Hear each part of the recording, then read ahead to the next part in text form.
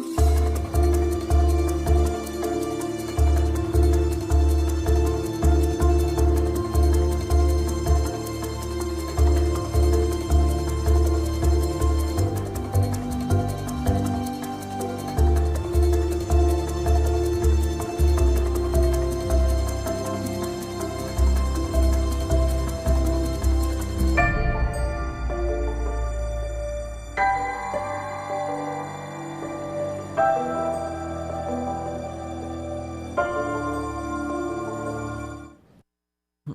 Welcome to the September 2nd, 2025 Salt Lake City Council work session meeting.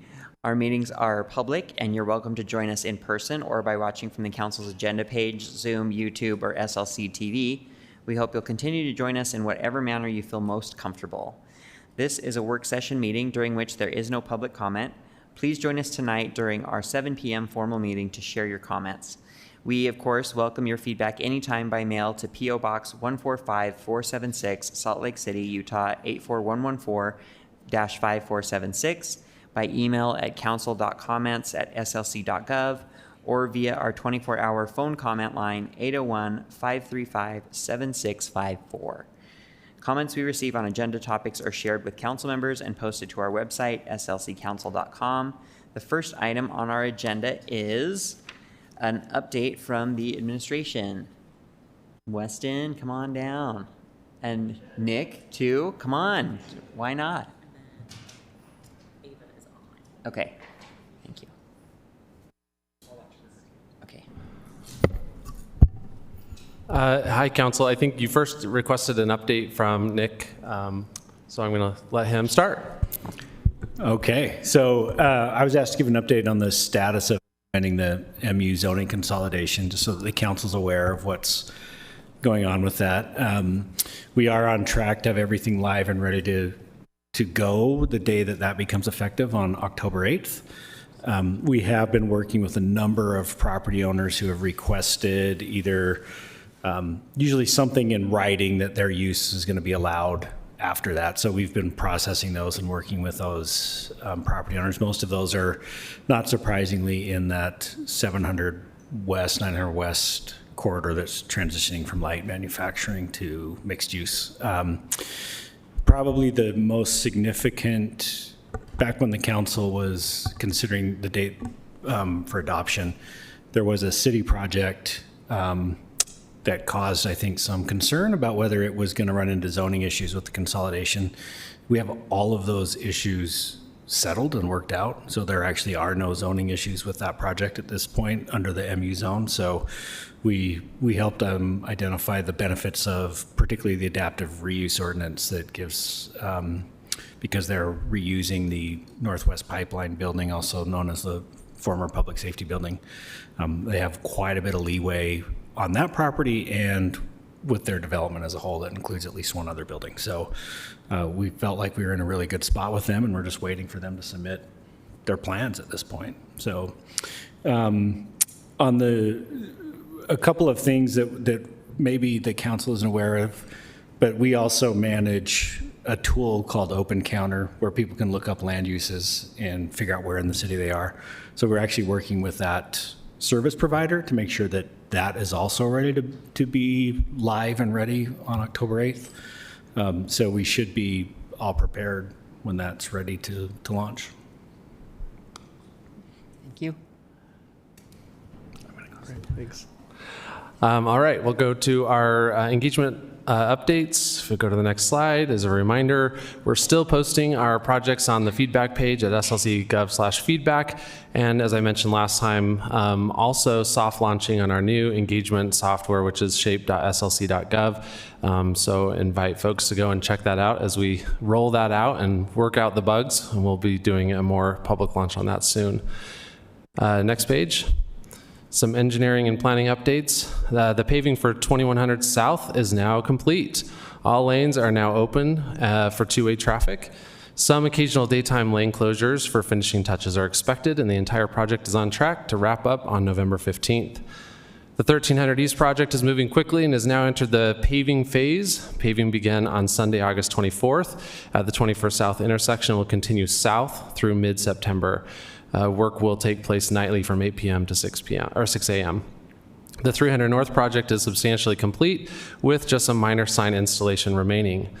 Kensington Neighborhood Byway is now complete with the signal at 700 East, and Kensington activated the signal at 700 East and Kensington was activated at the end of August. The 300 West Bikeway from 900 South to 300 South is in its final stages. Crews are completing roadway striping and sign installation. Next slide. Some public lands updates. The final concept design for the University of Utah Baseball Stadium and Sunnyside Park improvements is now available online. You can navigate there from the feedback page. And the public lands team is finalizing a contract for consultants to develop the construction documents for that project. Phase 2 design development for the Glendale Regional Park Master Plan kicked off in late August. Various structures have been installed, including the large pavilion frame, other smaller shade structures, and the playground equipment, including a large and very cool sandhill crane climbing feature. Installation of the playground surfacing is also complete. Public Lands has closed Topher Park. We don't know. Topher Park, temporarily to complete necessary maintenance activities, which hope to create a more welcoming experience for visitors. This closure is anticipated to last up to 90 days. The maintenance will require fencing around the park, as well as separate fencing along 700 South Park Strip. However, no sidewalks will be impacted by that. The Liberty Park Playground is scheduled to close today. I got to check it out one more time yesterday. Tried to bring my kids, but they wouldn't go, so it was just me. It was kind of weird. And the contractor plans to mobilize this week, including putting up temporary construction fencing. Yard signs will be placed this week as well, notifying the public of future playground improvements, and also have a QR code to direct folks to other playgrounds that they can use while it is under construction. The new playground will open summer of 2026. Also at Liberty, construction progress continues on the Seven Canyons installation. All demolition work happened at the end of July, the beginning of August. Concrete will be poured soon if it hasn't already started. If it hasn't already started. The trolley grid artwork was delivered middle of the month. Irrigation work has also begun, and planting will occur this month, so a lot of activity there. Backman Community Open Space construction is underway and should be completed in mid-September. The playground is complete, and the outdoor classroom and rest of the site landscaping will be complete in coming weeks. A concept design was developed for Cottonwood Park as part of the Emerald Ribbon Action Plan. Now we're working to hire consultants to help us further evaluate the specific needs of that park. Public Lands has extended the Fleet Block survey. This is just for the public lands portion of it, until September 12th, while a few community meetings happen in the surrounding neighborhoods. Public Lands will unveil 3 conceptual design alternatives for the future Fairmont Park at a public meeting September 18th from 4 to 7 p.m. at the Forestdale Golf Course Clubhouse, which is 2375 South, 900 East. The concepts will be published online following the event, along with a new online survey that will invite residents to share feedback online through the feedback page. The playground at Jefferson Park is under construction and should take approximately 4 to 5 weeks. The Reimagined Jefferson Park project is in design phase, and we anticipate the consultant providing 2 concepts for public input in late fall. Public Lands is in regular contact with the Meet Up and Ballpark Next groups to coordinate the project to find ways that they might be able to work together. Next slide. The city's sustainability team is launching Climate Forward SLC, which is an update to our climate strategy plan that will guide both our long-term goals and near-term actions to reduce climate-changing pollution, while also helping residents save money, creating jobs, and improving the health of our neighborhoods. The plan will identify challenges and opportunities related to climate change, focus on political strategies, and establish clear metrics to track our progress. It will build on the goals set out in Plan Salt Lake, support the good work already happening in city departments, and align climate policies with our broader city plans. The mayor signed the initiation petition for this plan on August 26th, and sustainability has begun the development process. Over the coming weeks, they'll be submitting an informational transmittal to City Council and the Planning Commission outlining the project and inviting input on both the plan and the public engagement process. A press release and public survey will be rolled out soon, so stay tuned for that. A couple of quick planning updates. The long-awaited multi-family merger has been transmitted to you all, and the exciting text amendment related to fence heights has been recommended for approval by Planning Commission with the removal of hedges from those regulations. That also should be coming to council soon as well. Next page.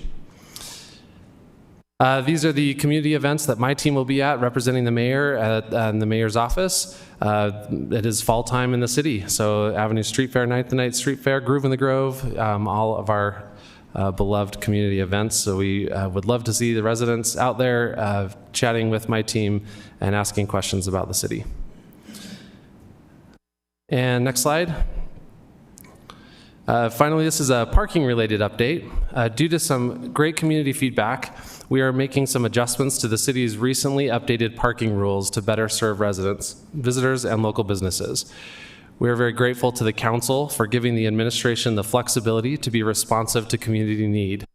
Hopefully, starting later this week, we plan to allow parking in metered spots for up to 4 hours, Monday through Saturday from 6 p.m. to 10 p.m. The 2-hour limit will still apply Monday through Saturday from 8 a.m. to 6 p.m. As you know, the council recently discussed and passed a new parking ordinance which extended our metering to 10 p.m. as well as now metering on Saturdays. What we hadn't anticipated was that a new metering, along with the extension of the 2-hour time limit deep into the evening, would create an issue for our arts and entertainment venue patrons who had previously not had to worry about dinner and a show, or sometimes just the show, going past 2 hours. For some of our local, smaller, beloved arts venues, this change became an immediate concern for accessibility to their venues and for their audiences. They reached out and asked for relief. Not from the new metering, but from the time limitations in the evenings. Still, this is a change. This change is data-driven and consistent with the 2022 parking study, ensuring we balance turnover during the day with longer evening stays that support our vibrant nightlife and community events. Eventually, in continued alignment with the parking study and with council approval, these longer stays could be considered along with a tiered pricing or zone pricing. While this the change that we are implementing continues to encourage turnover of parking spaces, since now drivers are being charged for these extended stays where previously they weren't, tiered pricing or zone pricing could increase that encouragement if implemented. This change will be communicated directly to and through the Downtown Arts Organization, Downtown Alliance, as well as through a citywide social media push. Is there any questions on any of that? Mr. Chair, I just wanted to chime in one more piece. If the administration or the attorney's office identify any ordinance changes that need to happen as a result of this shift, then we'll obviously bring those to the council. We also talked with the administration about maybe having a more holistic parking discussion at some point in the future to kind of see how these changes were seen. So I don't know if there's other questions. Thank you. Thanks. Council members, any questions on that or any of that? Okay. All right, that's enough for me. Andrew? Andrew. Next slide. We're full. That's pretty typical. We tend to run about 96% the last month or so. I just put full to be simple this month, and the numbers will change a little bit. To be honest, most of our actual vacancies have been in very specialized housing needs, shelter needs, so we do need more. No encampment impact mitigation work this week due to compressed work week, and then a lot of rapid intervention work on Jordan River Trail and the canal, the Fife Wetlands, Sugar House, and Victory Road ongoing. And then a resource fair on September 12th at Library Square. Next slide. This looks like last week's slide, if you recall, which you may or may not. On the left, there was a new community corner flyer updated for this week. You'll see that the hours and days are posted there, the location, and then actually they've identified the service providers who will be there on the days on Tuesday and Wednesday this week, today and tomorrow. Update on the homeless winter emergency services. The local task force for Salt Lake County did submit their plans. The State Office of Homeless Services did not accept those plans based on insufficient beds and insufficient funding. So they are working right now between the State Office of Homeless Services and Salt Lake County offices and some task force members to try and figure out how to come up with both the funding and the beds for this winter coming up. We had, again, a need for 400 addition beds to what we had last winter based on recent estimates. The transformative campus, which has been discussed for a while now, OHS is evaluating land, and they still do need additional capital and operations funding. So a lot of that work, even if the land is secured, would have to go through discussion the next few months and into the state legislative session to talk through funding options for that. The mobile hygiene pilot is closer to starting up. It has been awarded again. They are working on identification for the project and some social media work and some public-facing information about it, and we'll have more to you very shortly. And they'll probably be at the community corner coming forward when they start up, and that is happening, like the flyer you see shows. It's been a good success so far with kind of smaller numbers, which we anticipated. I think probably less than 30 clients there at a time, so pretty small impact, but good turnout by the providers and really good feedback from the providers as well about that opportunity. So thank you to all of them and for Hart for running that. Any questions? Nope. All right, thank you. Okay, we are moving on to agenda item number 2, which is zoning map amendment for the Delta Center parking garage at approximately 301 West South Temple. And we've got Nick Tarbett with us. We have Brooke Olson, principal planner, and John Anderson, planning manager. Thanks for being here. Nick, you want to start us off? Yes, Mr. Chair, I'll give a quick intro into the item, and then Brooke will give a presentation, and then after that, you do have the applicant is here they would like to take their 5 minutes and then answer any questions the council may have. So as you mentioned, this is a briefing about a proposed development agreement for the construction of the Delta Center parking garage. This proposal includes the construction of a 7-story, approximately 95-foot high parking garage, approximately 450 parking stalls on the southwest corner of the site. The applicant is requesting approval of the development agreement associated with the project, which establishes specific rules for constructing the parking garage. Brooke? Thank you, and good afternoon, Council. So since Nick covered the details of the request, I would just like to state that the staff is recommending approval of the proposal with conditions in line with the Planning Commission's recommendation. And next slide. Next slide, please. So first, I'll just start with a brief overview of the development agreement. The agreement's limited in scope and would only address the proposed parking structure on the Delta Center block. The agreement includes a plan set for the construction of the parking garage, and the applicant seeking design modifications to several of the city zoning codes, which are reflected in the plan set, including the design standards for parking garages downtown and maximum width of a drive approach. Next slide, please. So this slide shows some images to orient you to the project area and the proposed plans. The parking structure is proposed to be constructed directly above the existing parking and loading area, located at the southwest corner of the block in the intersection of 100 South and 400 West. The site consists of retaining walls and significant grade changes, and the existing loading area sits below the grade of the sidewalk. Next slide, please. So this image shows a proposed site plan, and 2 new drive approaches and a vehicular access ramp are proposed along 400 West. Next slide, please. This is a rendering of the garage and the access ramp off 400 West. The street-facing facades of the structure will consist of a mix of metal exterior screening materials, including woven wire mesh at the base of the structure and a variety of perforated aluminum panels on the upper floors that will feature a mountain range design. Next slide, please. Zoning text amendments are reviewed against standards of consideration located in Chapter 21A 50, and staff and the commission found the proposal generally complies with the standards with conditions. Next slide. So next I'll just touch on a couple of the primary modifications the applicant's seeking through the proposed agreement. The street-facing facades of parking structures in downtown districts are required to be wrapped with a use other than parking. And the structure will only consist of parking and loading. The ground floor adjacent to the sidewalk will mainly consist of the airspace of the loading area, which is highlighted on this slide. Next slide. The applicant is proposing enhanced landscaping in place of ground floor active use to provide visual interest and pedestrian-oriented development at the street level. Next slide.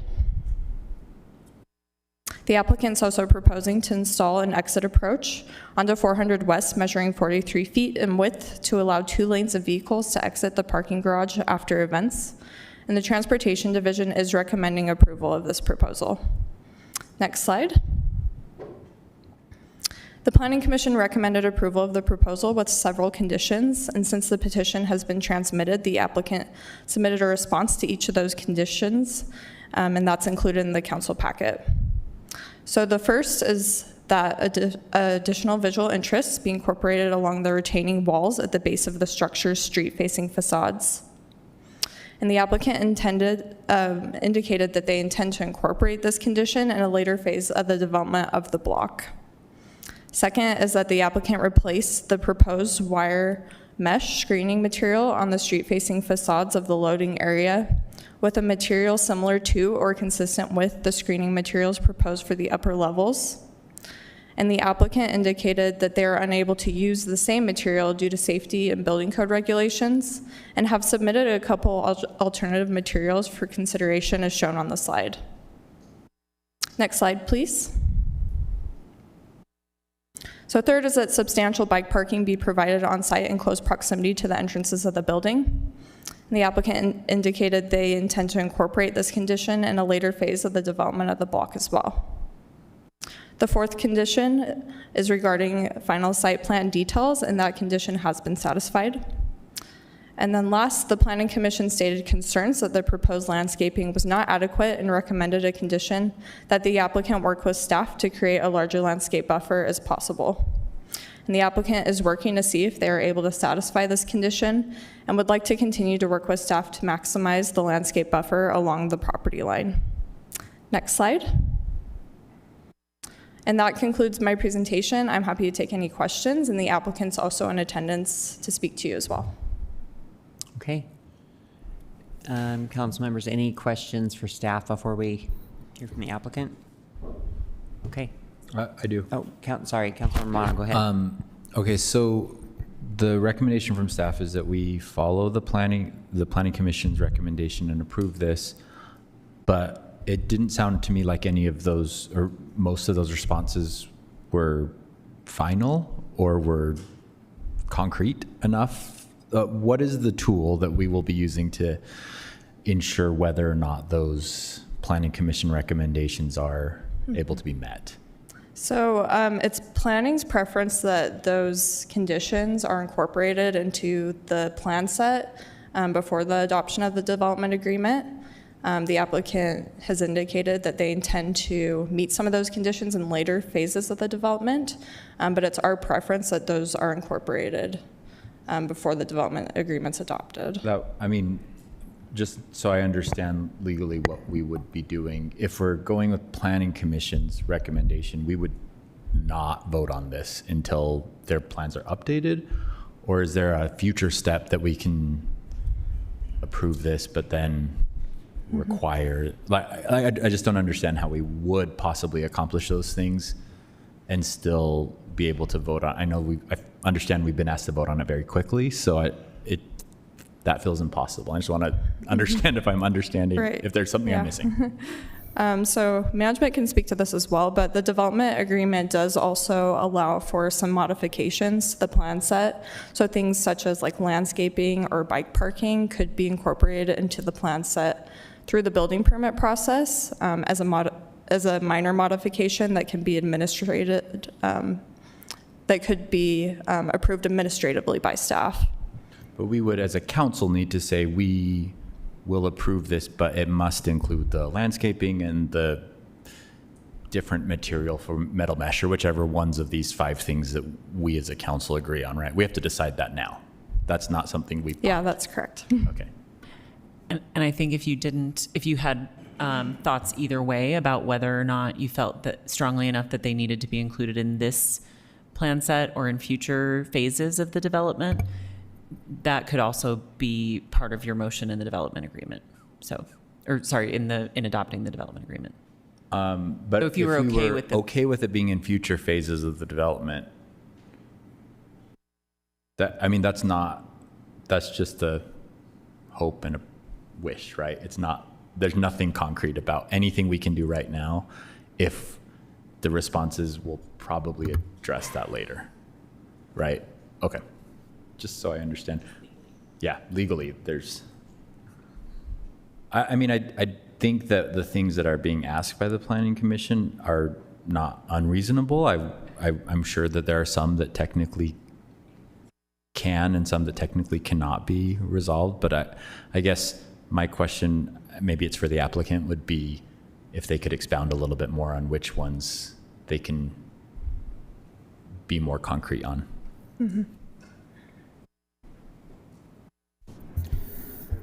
I'd like to take that further and say that if it wasn't this project, we would probably be having a totally different discussion about what we're requiring. So I actually would really love to ask the applicant to come and talk about what we can expect and make sure that we have clear ideas as to what we need to put in on this.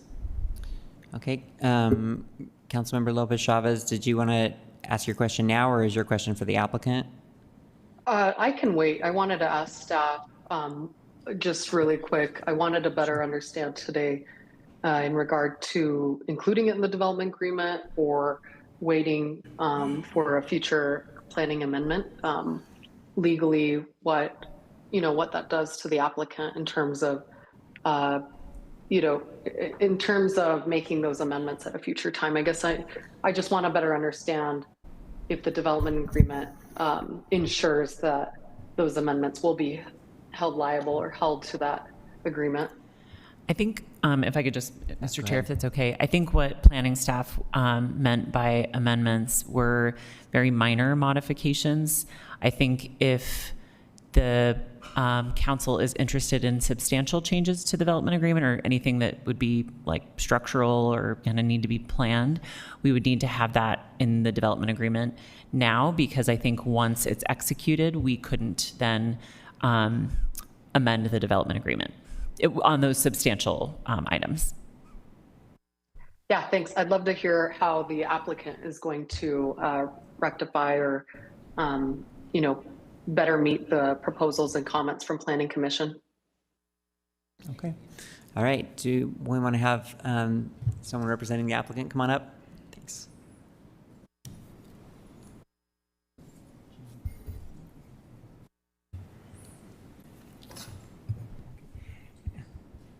So, Jim, thank you for being here. Addie, remind me your last name. McNamara. Okay, Addie McNamara and Bruce Baird representing the applicants. Thank you. Would you like us to address questions or go ahead and just get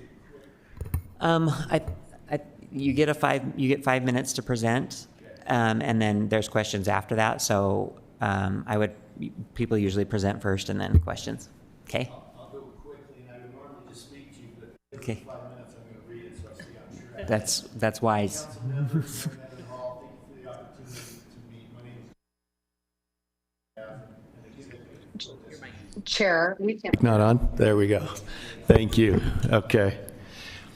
I want to start by, now I feel like I'm really loud, saying thank you to the Planning Commission, city staff, and all those that have been involved with the process. The timing of this project is very important as we are welcoming patrons back to the Delta Center on October 2nd for our first preseason hockey game after a full season of renovations. We are in need of to build the podium, which is the base level of the parking structure, by October 2nd. Due to the base level of the garage being below grade, the loading requirements for the arena events and games, this corner is not adaptable to street activation or habitable space that we all understand is required by city code.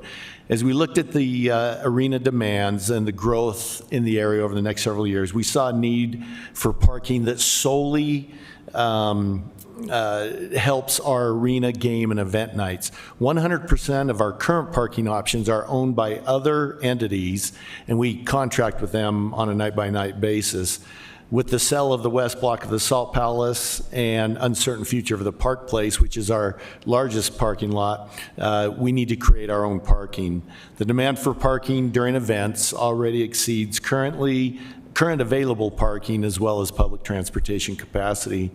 Throughout the process of this development agreement, we work closely with Salt Lake City Transportation and have a commitment to do so moving forward on the best way to empty the garage. And we remind you that the vast majority of our events when we're emptying the garage will take place at 9:30 p.m. or later.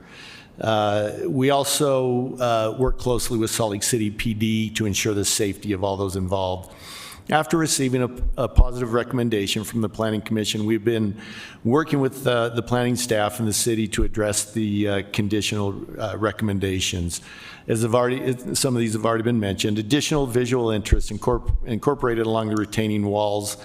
Every side of the Delta Center is very important to us and the success of the arena as a whole. The parking garage creates a great opportunity to increase pedestrian safety, lighting, as we develop the street front. As mentioned, we work with Salt Lake City, and we will continue to do so to provide that safety.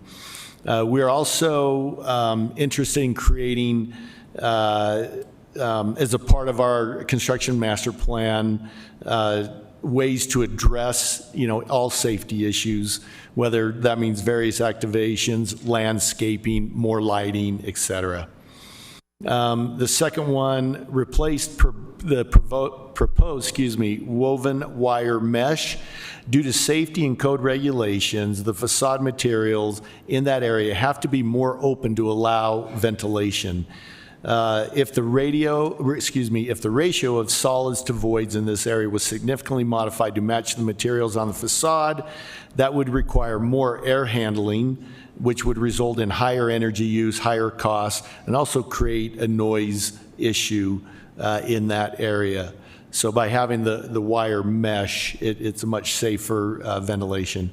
To address the concerns expressed by the Planning Commission about lights from vehicles in the loading area, please keep in mind that is below grade. Those lights will not be an issue.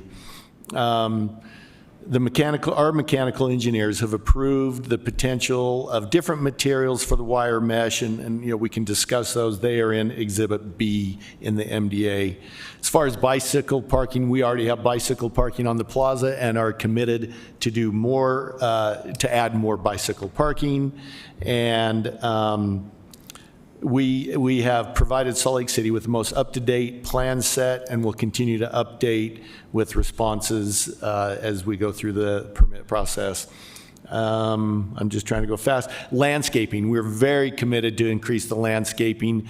I think we went minimal just to make sure everyone could see the structure, but we too want it to be we're going to have thousands of patrons walking by there, and very committed to all the landscaping.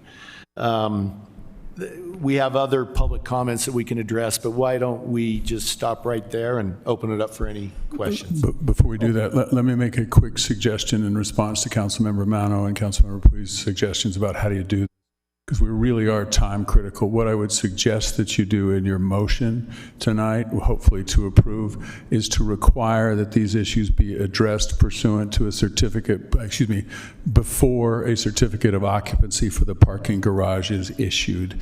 That way we can move forward and you have your control to make sure we can address all of these issues. We have significant time constraints in order to get this open. So I hope I'm trying to square the circle. It'd be a very simple addition in your motion. Again, make it conditioned upon a certificate of occupancy, resolving these issues before a certificate of occupancy before the parking garage. Councilmember Petro. I drove by today and there were men in hard hats standing on steel beams on this site. How are we time critical? It appears to me that progress is already being made. Yeah. Could I have Mike Still, our owner's rep, come and answer that? Mike Still is with CA Icon. They are the owner's rep on the entire arena project. It's a good question, but it relates to the critical path. Yeah. So critical path, the first Mike Steele, CA Icon, the owner's rep. Critical path is we're building a first level deck at the garage. You went by today, you saw this gentleman working on the steel. We're going to be putting a flooring on top of that, and our permit currently allows us to do that, and it concludes. And this next phase and building permit is what you folks are considering today. And that is, we're going to continue the steel. We have steel ready to be brought in and start the second phase. And that's what you're working on today. We're almost topping out on this first permit. You saw those guys up there above the street level. Councilmember Lopez Chavez. Sorry, I guess there were a few comments, but I wanted to respond back to the building permit. We're not discussing the building permit. I thought we're in a briefing to discuss the development agreement. Am I mistaken? That is accurate. You're discussing a development agreement, but I think what Mr. Baird was referencing is that the development agreement essentially wouldn't be executed unless those aspects of what the Planning Commission required were addressed prior to the certificate of occupancy being issued for the parking structure. So in a way, it ties the development agreement to the building permit, but go ahead, sorry. Not quite correct. We need the development agreement approved because the zoning clearance for the building permit references these 3 outstanding zoning issues. So what I'm suggesting is you execute the development agreement, you make a motion to execute the development agreement today, but you condition the certificate of occupancy for the parking garage on the fulfillment or rearrangement of those conditions in a manner that satisfies the council in the future. So we'll have some time to work on them and make sure that it works. And that would just be a part of your motion. I think the challenge of the timing of that is depending on what those conditions are, right? Because obviously you have to do, but we know what those conditions are, and assuming the council doesn't change them. Correct. And assuming the council doesn't change those conditions, then we can get the development agreement executed subject to those conditions. And those conditions are all things that we need to do in the future. I mean, the bike parking, for example, doesn't exist today. So we need to come back to the council to clarify those issues before the certificate of occupancy is. But that way the development agreement gets executed, the building permit gets executed, and we can go vertical. Right. I think Councilmember Manos, go ahead. Councilmember Mano. Yeah, well, I'll just, first of all, I don't think that's something that, in my time on the council or the planning commission, that was ever done, is that we'd issue a development agreement that needed to be executed prior to certificate of occupancy. But just to be more specific, one of the things is additional bike parking, another is additional landscaping. Let's say we put those in a development agreement, you're going to do your best to do additional landscaping and bike parking prior to certificate of occupancy, and you come back to us in 4 months and say, we have 10 new bike stalls and 8 inches of additional landscaping, and we say that's not enough. What are you going to do at that point? Tear down your parking garage and add more landscaping? Like, we need to agree to whether or not those things are actually going to be accomplished and what accomplishing those things means at this point prior to construction. I respectfully disagree, Mr. Mano, because you have the full control over the issue. The city has the full control over the issuance of a certificate of occupancy. So, yes, we're constructing at risk. I completely understand that we're constructing at risk, but we have to have the development agreement in order to get the building permit. We have to get the building permit in order to make it a safe condition for occupancy this year. Okay, 1 second. I just need to clarify really quickly because we don't actually have entire flexibility over issuing a certificate of occupancy. And maybe a land use attorney could come to the table and help clarify. Okay, while that's happening. I was just going to say that one of our thoughts on bicycle parking is that we're going to be looking at the district as a whole between SEG and the city. I'm familiar with this. Hi. Yes. We're going to be looking at the district as a whole, and so our thoughts was there's going to be a lot of changes on the Delta Center block, reorienting the arena, and it probably makes sense to put bicycle parking that accommodates the district entirely instead of just serving the arena. So looking forward at the master development agreement that we're required to do with the participation agreement, it would make sense to look at a cohesive approach for bicycle parking, street activations, and make sure it's cohesive throughout the entire district, including the Delta Center block. Yeah, and again, for the record, I'm not saying that all 5 of these things must be met as far as I'm concerned. But I do think item 1, 3, and 5 of the list of 5 seem reasonable requests that the Planning Commission has asked us to. I don't know if my colleagues agree. Which are those 1, 3, and 5, Councilor? 1 is additional visual interest along the retaining walls, and I don't know exactly what that means, and if it's... We're good with that one. But what does that mean? What are you going to do to create additional visual interest? One of the things we talked is working with the Art Commission and creating some sort of, and yes, I understand it's a little vague, but creating some art features along there. I mean, I guess if it were, I think it would feel more comfortable to me if it was, we're going to put $200,000 into a public art commission to do permanent art along that, or whatever the number might be. That feels more like, okay, I can see that being a reasonable amount of effort to accomplish that. I threw that number out. Council member, we would agree to put in the development agreement that we'd commit $100,000 for visual art, up to $100,000 with a visual art project on that wall. And I hope that the motion would provide that we can make these minor changes to the motion to the development agreement post this meeting without having to come back. So we would agree to put $100,000, up to $100,000 in a fund for visual enhancement of that wall. Okay. And I just want to clarify too that from the scheduling perspective, we have the scheduled for a hearing and for this briefing today, but we don't have it scheduled for a vote until next week. Is not set for a vote today? Correct. When is it set for a vote then? Next week? 16th? Yes. Or no. 9th, sorry, you're correct. I can't do math. Blame my shoulder. What were the other two, Commissioner Mano, if I may ask? Councilman Maurer? The other two that seemed reasonable to me and seemed like we could, in a relatively quick amount of time, get to some agreement that feels more concrete than we'll try, were additional bike parking and additional landscape buffer. Like, how much bigger can the landscape buffer be, and how many more bike parking stalls can be accommodated on the block, I assume? You know, the good news is we've got significant amount of space on that block for bike parking. We are happy to, if the commission has, a suggested number, I'm going to be very open and transparent. We don't want to put 200 biking stalls there because it won't be utilized. But we're very open to a number that, to increasing, it to, we have the space. It's not even a concern of ours. Like I said, I've been with the organization for 31 years and we've had bike parking on that plaza since day one. And we continue, and we plan to continue to have bike parking, and we'll increase it for a reasonable number. No problem. Councilmember Pui and then Councilmember Dugan. Mr. Chair, thank you.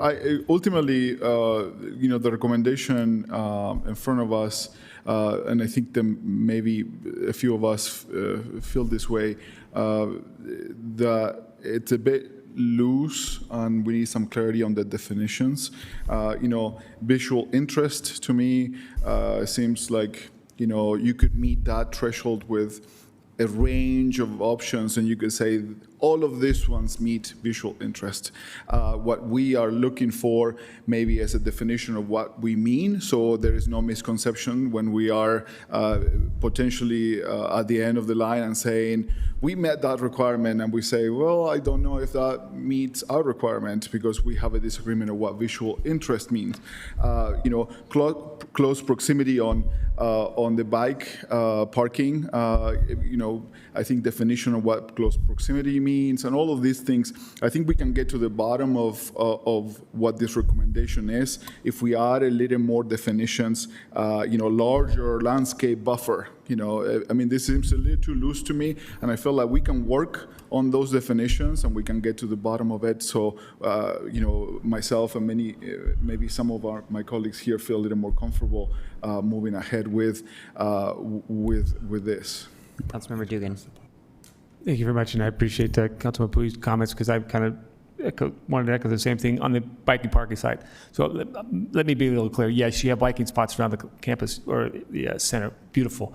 But when you have a parking garage, if you had something that was more secure for bigger bikes, like an electric bike, that is looking for security instead of just chained to a wall, to a bike place out on the front, that is what I'm talking about as bike lots, bike parking, not just a place to lock your bike up, but more secure in an area that's checked. Yeah, absolutely. I think what what I gestured to earlier is that makes sense to look at for the district as a whole as well, because there's going to be changes on Delta Center Block likely with the lease and the allowable uses for the corner. So we don't want to build something and just tear it down in 2 years when we reorient the building. So looking at the district and the ability to build something more secure so that people not just coming to Delta Center, but maybe it's on the mid block and it's a place to lock up bikes for. I'm not going to discount both, but I think you can do both. And that's what I'm looking for. You put in 488 parking spots, you can add a bunch of bike spots. And you said we have plenty of space, so let's add some bike spots there in the garage, not just out on the plaza. And that's what we're asking for. I think Councilman Pui had some good points about Councilman Pui, if I may address your Thank you. concern. I'm sorry, Commissioner. Councilor. I thought you were done. I apologize. No, not yet. Thank you. I apologize. And I think Councilman Pui had some good points there. We need to be a little more definitive on what large and substantial means. We can't just tell you that. We need to be a little more definitive on that. And that's the prediction I was just going to address, Councilman Dugan. It's quite common, Councilmember Pui, to put in provisions in the development agreements, in the dozens that I've done, to delegate that authority to the planning director, for example, and or the city man. I mean, there's various ways to handle that. In terms of the one that is the most difficult, however, there is no material way, and just to be blunt, there is no material way for us to significantly increase the landscape buffer at the section that the Planning Commission was talking about, simply due to the logistics of the site. The Planning Commission simply misunderstood how the site is physically configured, even in its present context. There's a street, there's a setback, there's a retaining wall, then there's a 30-foot cliff down to the loading area. And between those various functionalities, there is no way to materially increase that landscape buffer. And I'll just add to that, it's the same amount of space that has always existed. We have not made it any smaller. It's the current buffer that has always existed. Okay, so I'm going to let Councilmember Pui clarify his question, and then Councilmember Lopez Chavez. Yeah, and I think that, ultimately, I appreciate that you have a preferred process for this. Ultimately, we get to decide what that process is, but I think that we have demonstrated as a city and as a council that we value the partnership and that we value the project and that we are all in. Ultimately, this example of the misunderstanding that you mentioned as far as the landscape. This is why we should probably clarify what you mean and what we are trying to achieve together, so we don't get to a few months later or a year later and saying we have a completely disagreement over something that we should have got to the bottom of right now. So thank you, Mr. Chair. Okay. Lopez Chavez. Thank you, Mr. Chair, and I appreciate the comments and explanation. I'd like a lot more clarity in terms of again, I guess there was a statement that caught me off guard, and that's saying that building below grade would impede or not allow for any pedestrian activation or any other type of activation of that street facade. I just want to remind you that when Mike Mon, one of the representatives of Smith Entertainment Group, came up when we were forming our partnership agreement, that the statement was that we're tearing down walls, we're not building barriers. And this is another barrier that I think, if not built correctly or managed in the development agreement, would in fact sedate 400 West even further. I just want to remind us that this is a tool and partnership that's supposed to connect 4th West. Sorry, your mic's on when I'm speaking, just so you know, I can hear you guys. And just wanted to let you know again that this is something that I was looking for when I spoke with your team, is that street level activation, if it's going to be through landscaping, and the buffer is not achievable, I'd like to understand how that below grade construction doesn't allow for that activation in terms of space or utilization. I don't think the art or a mural is what I'm looking for. I think that oversimplifies the activation. I'm curious to see if SCG and your engineering team has been speaking with UDOT and UTA in terms of the orange line coming in. I'd love to understand how transit and how visitors to the Delta Center can also access that that southwest corner so that they can access the Delta Center. That's what I'm looking for. Go ahead. Yeah, so just to clarify the earlier comment, I think we didn't mean no activation. We meant it can't be like a storefront, which would be typically required due to the below grade loading. So the ventilation, you have to have the full ventilation. That's why the wire mesh is an issue. So it wasn't necessarily that we can't activate it. It's just the way you activate it based on code. And we don't, the way that this is going to work, we actually don't see any change in pedestrians coming to that corner. If you're coming from the south, you still have complete access across the street, across both. If you're coming from the south heading north or from the west heading east to that corner, it'll be the exact same access as it has always been. And once again, we do work with SLPD on all of our events. If it's on the northwest corner, not so obviously not the corner where we're building, but on the northwest corner, the entrance to the arena is right there on that northwest corner. So there really would never be any reason to walk to that southwest corner from there. So we're very confident in the safety and the approach to that corner. Okay. So for me, I mean, I kind of go back to Councilmember Mono's suggestion that is there a way that we can come down a little with more specificity on some of these terms and what we're looking for? Is that something that we think we can accomplish here, or do you think that we need to do that through?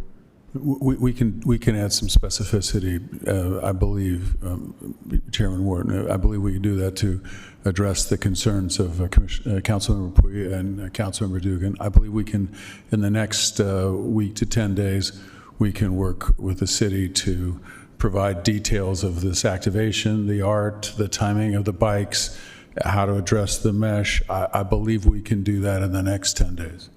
So, sorry, just to address the issue of timing, I think that would complicate when the council could act. The council doesn't have another formal meeting after September 9th until October. Yes, we can get it done. We can get it done between now and the 9th. Okay. And I think we would want, so our standard is to post materials for the public to be able to see on the Thursday before the meeting. So I realize I'm shortening the days and everything. Let me be clear. I will be here all day Wednesday. Our team will be here all day Wednesday. If you bring your planning department, your attorney, the council's attorney, we will be here all day Wednesday until midnight. Okay. I can't commit to the administration's time since I'm not in that branch of government, but I'm just letting council members know. So if we resolve things, then I think the 9th is still on the table. If there are still unresolved issues, then that we may have to revisit that. We'll be here tomorrow. Okay. I just wanted to clarify, Mr. Chair. Go ahead, Councilmember Mono. So am I understanding that the landscape is not something, the landscaping suggestion is not something that you can accommodate, but the bike, the visual interest and the mesh, or you can do something on the landscape? Let me answer that. Sorry. We can absolutely accommodate the bike. We can absolutely accommodate the landscaping. I think where there's a little miscommunication is there's a comment about increasing the buffer space. Right. And in that comment was maybe utilize some of that buffer space for landscaping. It's the buffer space we cannot accommodate.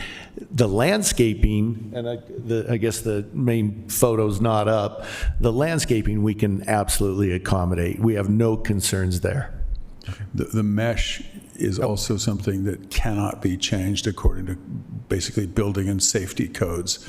And the concerns of the Planning Commission to the effect that the people would be, we need the higher opacity to prevent lights from escaping the loading deck didn't matter because the loading deck is 30 feet below ground. We simply can't do that from an engineering standpoint because of the safety and the ventilation requirements for that area. We've looked at it and can't do it. I understand. And that's not one of the ones that I don't understand. I'm sorry, I that thought you one. So said that's mesh. not one of the three that I I'm sorry. Sorry, so the ones that we could put some more finite language in to kind of have a broader accountability stroke would be 1 and 3, is what you're saying, right? I'm just one of 7 council members, but 1, 3, and 5 were the ones that seemed reasonable to me and that I was asking for some additional specificity on. I agree. Okay, any other questions or points that we want to make? Mr. Chair, may I? Yes, go ahead.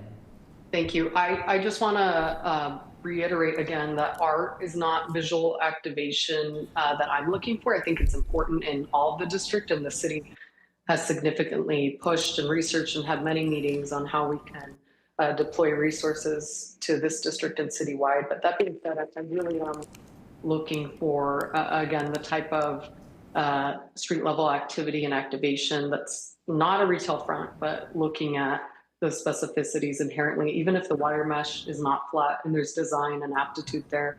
I just want to put it on the record that we're being pushed. It seems like we're reacting to your timeline, but we as a city also have a very distinct timeline.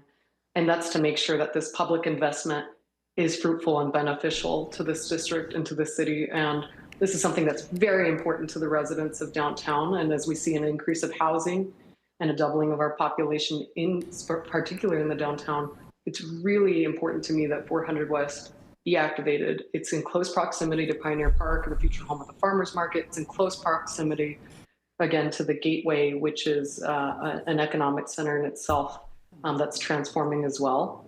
And so I just want to better understand from your perspective what that specificity is. I've given my requests, but I've been told that that's not possible. So again, I just don't see this as a project that's breaking down those barriers again. So I just want to bring that on the record.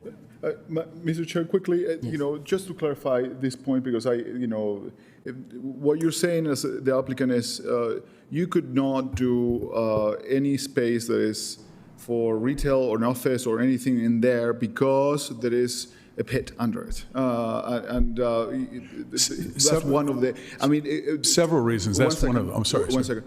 So to explain it to someone like me that doesn't understand any about construction or has anything close to an engineer degree, you're saying that you could not make a habitable place, following all the rules on the code that we need to do for a storefront, you could not make it happen.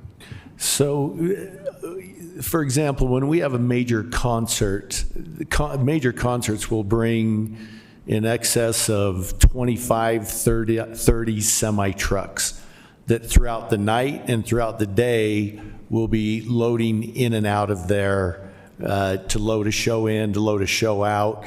And then, a show can end at 11 p.m. and we have to have it ready for, NBA or NHL game by the next morning because the visiting team has to skate. So then you have other trucks coming and going. And so the type of traffic that comes in and out of there, not to mention, you would be creating some type of space that, number one, has already been mentioned, you wouldn't be able to get the ventilation that you need, which would be a real safety concern. And then to have that type of semi-truck, buses, team buses, food trucks, service trucks, repair trucks, coming and going, for about 150 events a year, it just does not allow to create some type of place where people are activating. It also doesn't work physically, because to do that, you'd have to get the depth you'd need for an habitable space there, you'd have to cantilever back over the hole. That would also stop trucks from going up and down the ramp, because you'd have to have the support for the cantilever.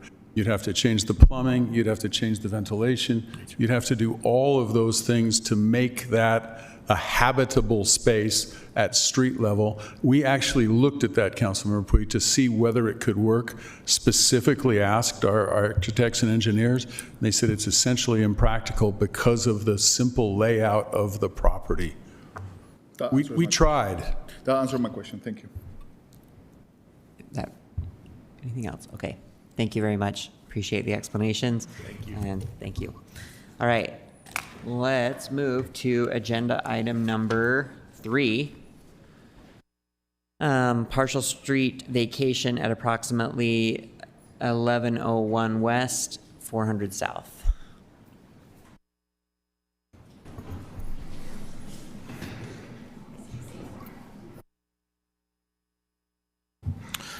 This is a proposal to vacate or relinquish ownership of a portion of the public right-of-way adjacent to the petitioner's property at the southwest corner of 1100 South and 1100 West and 400 South. The property proposed to be vacated is between the applicant's property and the sidewalk. The applicant is with us and would appreciate an opportunity to address the council. I'll turn it over to Andy. Thank you, Council. My name's Andy. I'll be the planner for this item. If we can go to the next slide, please. So as was mentioned, this is a partial street vacation request. You can see on the screen a street view image of the property as well as an aerial view that shows where the current property lines are in red. The request is to vacate the area that's highlighted in yellow. It's about a 5-foot strip in between where the existing property lines are and the back of sidewalk along 400 South and 1100 West. This property is in Poplar Grove. It's right across from Franklin Elementary, if you know where that's at. Next slide, please. A little background on the property. There is an existing home. It's over 100 years old. It's currently vacant, not in very good shape. So the owner is interested in demolishing and rebuilding a new single-family property on the lot. Because of the narrow lot width, they are looking to get a little bit of extra buildable area. The property owner requested a variance last year to request variance from setback standards. That was ultimately not approved. So this is their second attempt to request a little bit of extra area to expand their buildable area. Next slide, please. Because it's a corner lot, there are 2 different street frontages, each with different contexts. The front yard is along 400 South, Poplar Grove Boulevard. This is a city arterial street. It's 106 feet wide. When this application went out for review, the engineering division expressed concerns about narrowing that street width just in front of one property. Their preference is to keep a consistent right-of-way width along the entire section of the roadway. This is also close to the 4th South Viaduct Trail. It's about 2 blocks from where this new trail is under construction right now. Transportation Division also had some concerns about vacating right-of-way on 4th South. While we don't have specific plans for a trail extension in front of this property, they would like to preserve the right-of-way to allow for future improvements. Next slide, please. The corner side yard context is a little bit different here. On 1100 West, this is a local street, only 66 feet wide, and it's actually a dead end. So there are no more properties to the south of this one. It dead ends at the Neighborhood House Riverside Adult Day Center. There are a couple additional obstructions in that area. You can see on the image, there's an old retaining wall and a stairwell that's in that right-of-way area that we're looking at. In this case, no future transportation improvements or anything were identified as part of the review. Next slide, please. So based on that, the Planning Commission reviewed this in May, on May 28th. They agreed with staff's recommendation, which is to approve the request to vacate on 1100 West, but to deny the request on 400 South. So that's all that I have for you. Happy to answer any questions. Councilmember Romano. So if we go with Planning Commission recommendation, we're approving it on one side. If we were to also approve it on 400 South, that means that the width of the right-of-way is inconsistent between in front of that house and every other house adjacent to it. Am I understanding that correctly? Okay, right. But that's not the case on 1100 West. Because that's a dead end, it's the only property on that side, right? So it's just shrinking the entire right-of-way. And then just so I understand the process, with an alley vacation next to a residential property, we just deed it over. Will this be sold at fair market value? How does that land transaction happen? Right, it would be a sale, so they would have to work with real estate services, and they would evaluate fair market value and handle the transaction that way. All right, thanks. That's all my questions. Councilmember Dugan. Oh, go ahead. Thank you. Could you bring up the slide with the picture of the property from like the bird's eye view, side angle? Yeah, that one right there. That one's good. Okay. So it just goes down the 1100, which just ends right there at that back driveway. Right, yeah, there's like a gate, and then it goes into the back of that Riverside Center. So they don't own that driveway on the backside where the white fence is. The one. I think that's an alley. That is an alley. Okay. That's an alleyway. All right. But yeah, nothing would impact that property. Okay. All right. Thank you. Any other questions? Any of our council members online have questions? Okay. I'm guessing not. I can't see you right now. But okay, great. All right. Okay, thank you. Appreciate it. Mr. Chair? Oh, yes. We have the applicant Oh, I'm here. sorry. He would like to Of course, yeah. Let's have the applicant come speak. on.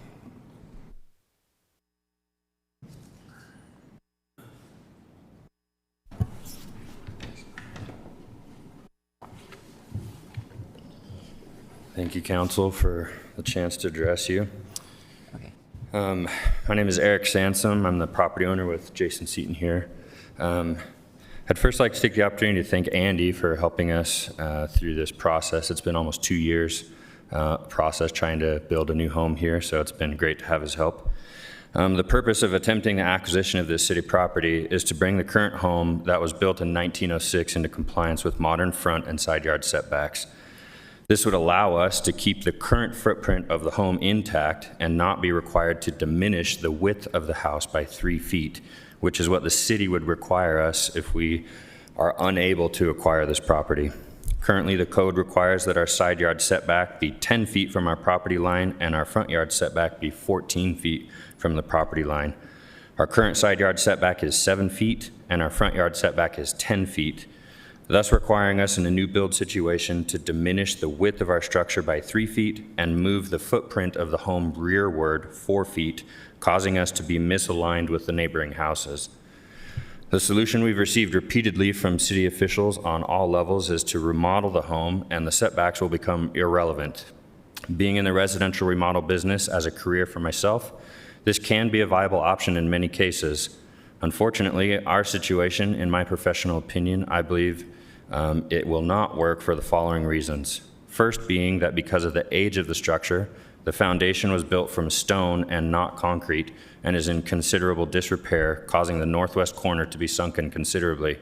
Secondly, the exterior walls are constructed with unreinforced masonry bricks, meeting neither shear or structural bearing requirements. And thirdly, the property currently lies in a FEMA-determined AE flood zone due to its proximity to the river. After acquiring a flood survey and verifying with the development review manager at the Department of Public Utilities, it has been deemed that the current footing must be raised almost 2 feet to meet the pertinent flood zone requirements. Because of the aforementioned reasons, we are attempting to build a new home to meet new standards and provide a revitalized, safe, and aesthetically pleasing home that can become an asset to the community rather than a blight. As we've gone through this process and were able to address the Planning Commission in May, they raised a few concerns to address. During their discussion, Landon Krasik stated, quote, "My only concern with this is that if we allow this property to have their front yard extended, then we have one missing tooth across the entire right-of-way, and while I think it seems illogical to have one house be required to step back further than everyone else, I am concerned about giving up one single tooth. It feels like a very tricky and unfair situation," close quote. While I do agree with his point that this seems illogical and a tricky and unfair situation, the solution to his missing tooth concern can be solved in a mutually beneficial scenario. The quote, "missing tooth concern" was brought up in the context of what if the city wanted to extend the 400 South Viaduct Trail. Although no formal plans have been proposed by the city, if they did have plans, it would be able to proceed even after the 5 feet inside the sidewalk was vacated to our property. The reasons being as follows.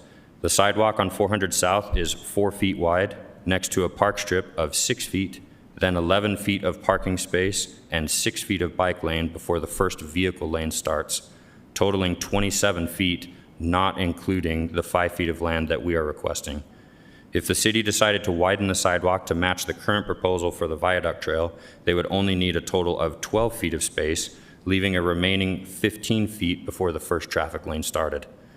Another point to consider is even if the city wanted to emulate what has been done on 300 West with a double bike lane and widening the sidewalk with a park strip as a barrier from traffic, they would still only need 24 feet, leaving a remaining 3 feet of extra space.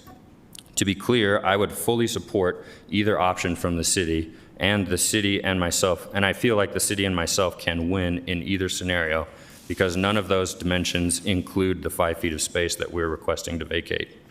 Another solution to the quote missing tooth concern would be that I would be willing to sign an agreement with the city that in the event that they decided to make improvements to the sidewalk that required the 5 feet of land, we would vacate that property back to the city in order to accomplish those improvements. Before that happens, or if it ever does, I would acquire and retain the property for the purpose of being compliant with current city code. For all the reasons I've mentioned today, I would hope that the council would give a positive recommendation for our request in its entirety, the front yard and the side yard. We appreciate your time and are open to questions. Any questions, council members? Okay. And none online either? Yeah, I guess one thing that I'd like to add One thing that I'd like to add is I think it was a little bit misconstrued, in no fault of Andy's, that we're trying to expand the property. We literally just want to rebuild the house and not lose 3 feet of space. So I think that's where the hangup is coming, that the city wants us to diminish the width. We just want to rebuild. Okay. Thanks for clarifying that. I don't think we have any questions. Thank you. Okay. Okay. We are on to agenda item number 4, which is modification of residential buffer prohibitions text amendment. We've got Brian Fulmer from City Council and Noah Elmore, the principal planner, and David Echeverria. This is a proposal initiated by the Planning Commission to review land uses currently and proposed to be prohibited within 1,000 feet from residential districts. And I'll turn it over to Noah. Thank you very much. The Planning Commission initiated a text amendment to review land uses that are subject to or should be subject to the 1,000-foot prohibition from residential zoning districts. The amendment also included a review of whether other land uses should be subject to the provision and clarifying how the distance is measured. Looking at the language of the footnotes specifically here, it will be revised to explicitly refer to lots as to remove any ambiguity as to how to measure the distance for the buffer. Previously, it did not include the word lots, so that created some confusion as to how to measure it. Then the reference to single or two-family zoning districts that was there previously will be replaced with simply residential districts with a reference to Chapter 21A 24, which is our residential districts zoning chapter. Then, next slide, please. Due to their intensity and propensity to generate noise, odor, pollution, or other detrimental impacts, 4 uses are proposed to be prohibited: explosive manufacturing and storage, flammable liquids or gases, heating, fuel distribution and storage, medical waste / hazardous waste incinerator, and petroleum products refinery. Additionally, 8 uses which are highly intense but not necessarily widespread in their impact will be revised from permitted to conditional. rock, sand, and gravel storage and distribution previously unaffected by the residential buffer will now also be subject to the buffer. Next slide, please. Finally, two definitions, chemical manufacturing and/or storage, and heavy manufacturing, will be revised to be consistent with the rest of the amendment and the code. Next slide, please. Here you can see a map of the existing buffer in black, while the area added by this amendment is in red. The districts shown on this map are the M1, M2, and EI districts, which are home to the most intensive uses subject to the buffer. Next slide, please. Finally, for your reference, at the public hearing, the Planning Commission forwarded a positive recommendation. And that's all I got. Okay. Daniel, sorry. I called you David. You're not on my sheet, so I had to go off of memory, and I panicked. Questions? Councilmember Milano. You just said something, there was a list of districts that are affected, and one of them was like EI. Can you just say that sentence again? I didn't follow. So the districts that are primarily affected are M1, light manufacturing, M2, heavy manufacturing, and EI, which is extractive industries. You might not hear much about that because it's essentially in one portion far to the north, and you can see that on the map. I don't know if we can pull that back up or not, but it's essentially quarry that's near the oil refinery near the northern boundary of the city. Okay, and you're saying that those are parcels where the zone would allow something, except for because they're too close to residential, they can't do some of the specific things that would otherwise be allowed in those districts. Am I understanding that right? So these parcels are zoned that district, and in that district, if they're within 1,000 feet of a residential district, which is the area shown by the crosshatching on the map, that use is prohibited. Okay, but just so I'm clear and the public's clear, we're not saying that you can't do anything with your parcel. We're just saying these are the specific things that you cannot do because you're too close to residential districts. There's still other manufacturing that they can do and other distribution or whatever the case may be. Okay, yeah, thanks. Councilmember Petro. When we did the MU consolidation, we all struggled mightily with 700 West and our responsibility there and what to do. How much potential residential does this eliminate? I see the stuff in red. Is that stuff in red land that we could be using for residential that just hasn't been developed that way? Is there pressure to develop residentially? So can we bring up that map again? The map might be a little confusing. So the map is a buffer from residential properties outward. So it's overlapping some manufacturing properties and saying you can't do these heavy manufacturing uses in these areas. You can still do some lighter intensity manufacturing. So the buffer is keeping the heavy uses out, not keeping the residential away from it. Correct. Yep. Thank you. I was totally reading that the other way. Mr. Chair.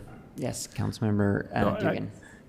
I appreciate Councilmember Petro's question because I was kind of a little confused there also, because the area in white would allow that. I'm thinking about the between the gray and the red, and there's the whole section of white there. And my other question is that this is RMF zones. What about the MU3 zones and what's mixed use? How does that overlay with this and the 1,000 feet? Because you only mentioned the RMF 30s and 35s areas, but we have mixed use, which will have residential areas in them. And I'm assuming there's going to be some of that area in white. Can you speak on That's right. So it's currently proposed, the language just prohibits those uses when 1,000 feet of a residential zone. So it does not impact the MU zone. So you could potentially have a residential property within 1,000 feet of these manufacturing zones, these more intensive uses, because this only applies to residential right, zones. So it's only applying to residential zones, but not the mixed use zones, which would have has a very high potential of having residential applications to those zones. I think what I would add is that with the MU districts like CC, for example, or Commercial Sugar House Business District, those zones already permit residential, so it's not going to change it effectively from how it functions today versus how it will function under MU. But areas that are now changing to the MU that don't have housing in them now would be affected. So as written, the MU zones wouldn't be covered by this buffer, but the council could add those in potentially as areas that should also be affected by this 1,000-foot distance as well. But as written, it is just focused on residential zones. Yeah, I would like to see what it looks like with the MU zones incorporated also. You know, just take this slide and add green as an area that would have the MUs, because those people are also going to be living there, and it should be applied to them too. So I'd like to see both that. Yeah. We could put that together. Yeah, thanks. Okay, any questions online? Okay. I think that's it then. Thank you. Okay. Let's move on to agenda item number 5. This is an ordinance for utility installation exemptions text amendment. This is a proposal from the administration to clarify utility installation exemptions found in city code by defining which utilities are included. It also standardizes language across the land use tables. And I'll now turn it over to David. Here. Is that good now? Okay, perfect. Thank you, Brian. So this request was made by the city, and the initial request was to clarify what utilities are exempt from zoning code. We currently have a section in code that lists out certain utilities that are exempt. It was a little bit vague, so the purpose was to kind of clarify specifically what's exempt. And then also there were some footnotes in the permitted land use tables that also didn't really align with what was in the exemption section of the code. So both of those have been updated to kind of align with each other and to be more clear. And then within the request, we also added some additional administrative review for certain planning processes, which I'll get into. And so for the proposed changes, like I said, first, the section which is the exemption from code, that was clarified, and we also recommended adding 2 new additional ones. One is government-owned antennas. It says public safety, but it's public safety and also critical infrastructure. And then the second is fences or walls that restrict access to public utility sites. Fences are already exempt, fences are allowed to go a certain height above the maximum height if they are for public utilities, and that was already approved in the MU, so this is kind of just aligning with that. Some other changes that were made were just standardizing the footnotes so that they matched and that they didn't have inconsistent information, redefining some definitions, and then adding administrative approval in certain situations to streamline the process for public utilities. Oh, sorry, next slide. So the first one is the design standards. The design standards are pretty hard for certain utilities to follow, as they have glass requirements, ground floor requirements.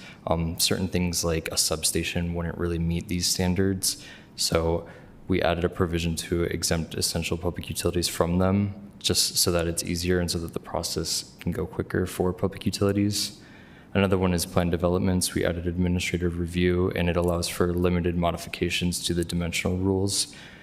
And then the third one is the historic overlay. We added a provision to allow administrative review for new public utility structures if they're a principal structure. And next slide, please. And so just to go over the historic overlay more specifically, because this one has gotten a lot of questions. It's for new public utility structures in the historic district. Currently, staff can administratively approve public utility structures if they're an accessory structure, but if they're a principal structure, we cannot. So this was added to allow for principal structures to fall under that. The 45-day public notice would still be required, but there wouldn't be a required public hearing with HLC. The planning division, if there's significant feedback or we feel we need to bring it to the Landmark Commission, we still are able to do so. Next slide, please. And then here's just a image of kind of just some examples of what would fall under certain categories. The one on the left is the exemption section, so that includes the fences around utilities, certain public utilities which are already currently exempt, like pipes, wires for water, etc. The middle, which is the additions for administrative, include historical, the design standards, plan developments, and then some things that still would have to comply with zoning requirements would be like satellite dishes for internet and cable, solar, municipal buildings, antennas that aren't considered government entities, etc. Next slide, please. So in the transmittal, there was two versions. One is version 1B, one's 1A. After the Planning Commission and the HLC, we identified just some technical changes that we wanted to add. So that is reflected in 1B, and it was highlighted to try to make it as clear as possible, just so it wasn't confusing. One of these things that we wanted to add was in the exemption for antennas. We wanted to add just language that gave the planning director discretion to determine what's considered critical infrastructure for the antenna portion, just so that it didn't broadly exempt all antennas that are critical infrastructure. Another additional thing that we're recommending, which isn't reflected in 1B, which we discovered after, is in that antenna section, we also want to add, as well as public safety services for antennas, as well as critical infrastructure.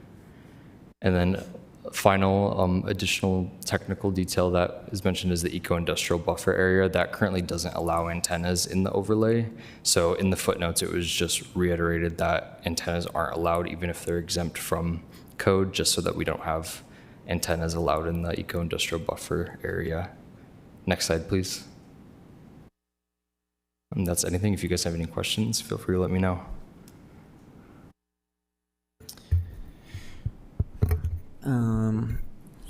Councilmember Dugan. Thanks for the presentation, and thanks for the picture with what's exempt and what's required, because that was my first question. What is an antenna? And so those three pictures were very helpful to me. As we have a straw poll here, and seem like I'm comfortable with allowing the director of the authority. What is the downside of having it not come through the council? Is it just timing? Sorry, what was the question for what coming to council? Instead of having it come through us for approval and having the director do it administratively, is it just timing and public review? Is that?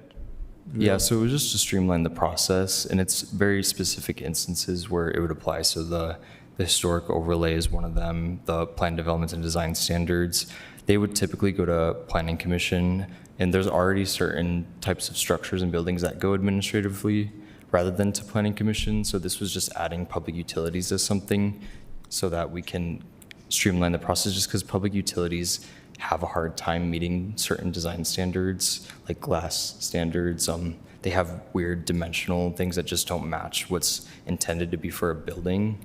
So the intent was to have it be reviewed administratively just so it could be faster, just because they're essential to the public. So just to clarify, so an antenna example, some antennas are over the height limit for a zone, and that triggers a conditional use process, and usually 45-day waiting period. It could 2 to 3 months until approval, and sometimes these are important infrastructure that need to go up now. For example, a public safety radio antenna might be blocked by new construction, needs to go taller or something. They don't have time to wait 60 days for a conditional approval. So this would provide the director the ability to just approve the additional height just by right. And do we see a lot of these requirements or delays right now? We've seen it a handful of times. I don't know if there's any pressing. We do have one antenna right now that's actually proposed that is waiting for approval for conditional use. Are there any of them that have been controversial as far as? As far as antennas, I don't think so. The other example was the public utility building that has been controversial in the past. Okay. And that's kind of why we added that planning director discretion is just so that we had the ability to kind of look at it and have the ability to determine what would qualify as critical infrastructure, just so that we don't broadly exempt all antennas. Okay, thank you. So I have some concerns about the historic district piece, and just because we had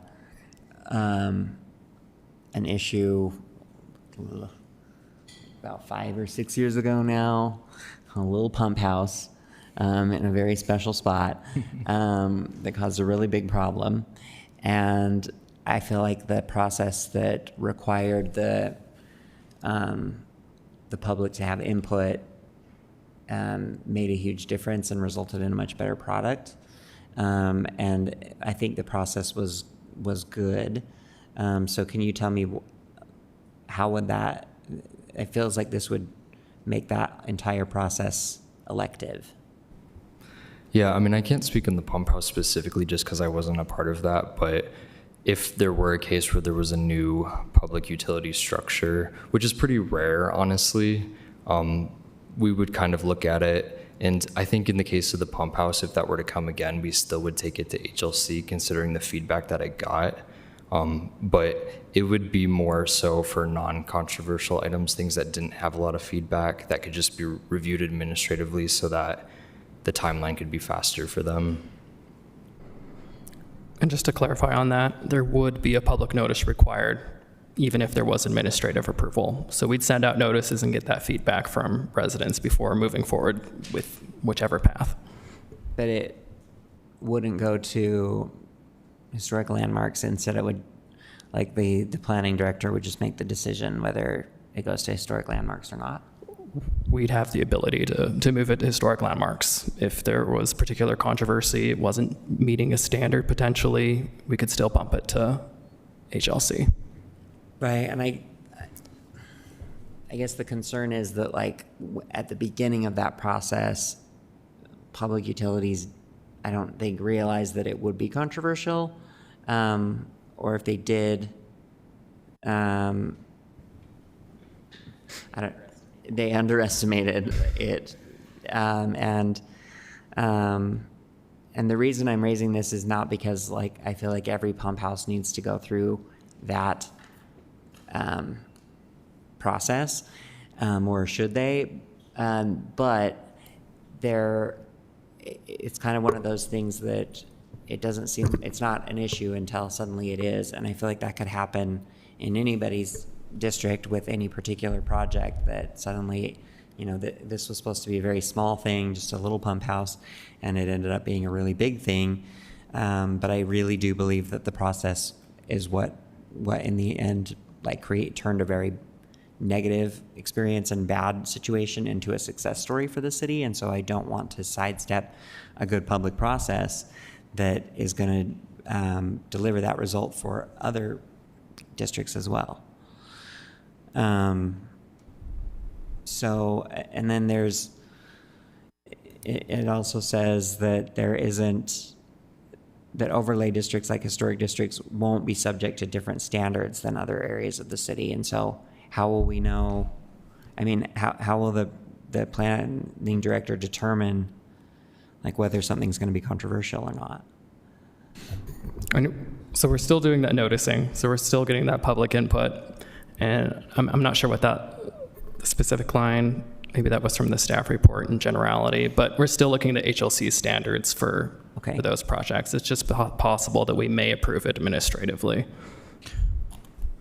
Councilmember Romano. This is probably one of those ideas that seems so easy to me, but the people on that side of the table or the attorney's office are going to say there's no way you can do this. But would there be a possibility to say we do the public notice, if fewer than 5 or 10 comments came in, then it can be approved administratively. But if like more than 10 people care enough to give you a comment, then it must go to whatever the current process is. Again, it seems super simple to me, but there's probably a reason why that's a terrible idea. I don't know. I don't know that I would want to put a threshold, and potentially there could be a condo building next to a site that may result in a lot more comments just because there's so many people living right next door to it. I feel like we still want some sort of discretion there rather than a hard line.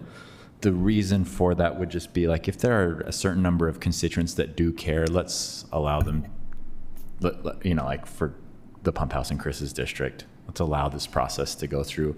But for the most part, people are probably not going to comment. So it would eliminate the onerous process for the 99.5% of utility installations that don't matter. I don't know. I guess what I'm trying to say is I get why you would want to not have to go to to the HLC or to us for every single thing, but I also get what Chris is saying, and I don't know the solution. I mean, what if it was, instead of like creating a number threshold, I feel like it might be better if it was like a structure that is in a park or open space, or like an area that is used by the public for more than just like a utilitarian site. Because I know that some of the other examples that a certain constituent raised to me all occurred in parks. So I don't know if that is like a line that we could draw that say if they're in like a public green space or park or something like that. I think that probably does make a big difference. I know the other example was in Liberty Park, and then there was an example in Reservoir Park as well. So that seems to be the common thing. And I think that is probably a place where the public would be most concerned, regardless of whether it was in a historic district or not. I just have one comment on that. Yeah. If it is in a public park, which I know structures have come up in them, if it's considered accessory, which typically there's already structures in a park, and it likely would be considered accessory, staff can already administratively approve it. Mm-hmm. So this would only be if it were just an empty lot and it was the principal structure. So staff already has the authority to do that administrative approval in most parks, because most structures would be considered accessory. Okay. It's pretty rare that we're going to see this. I guess the other argument there is that this is essential infrastructure and it might be failing and they might need to get it replaced quickly.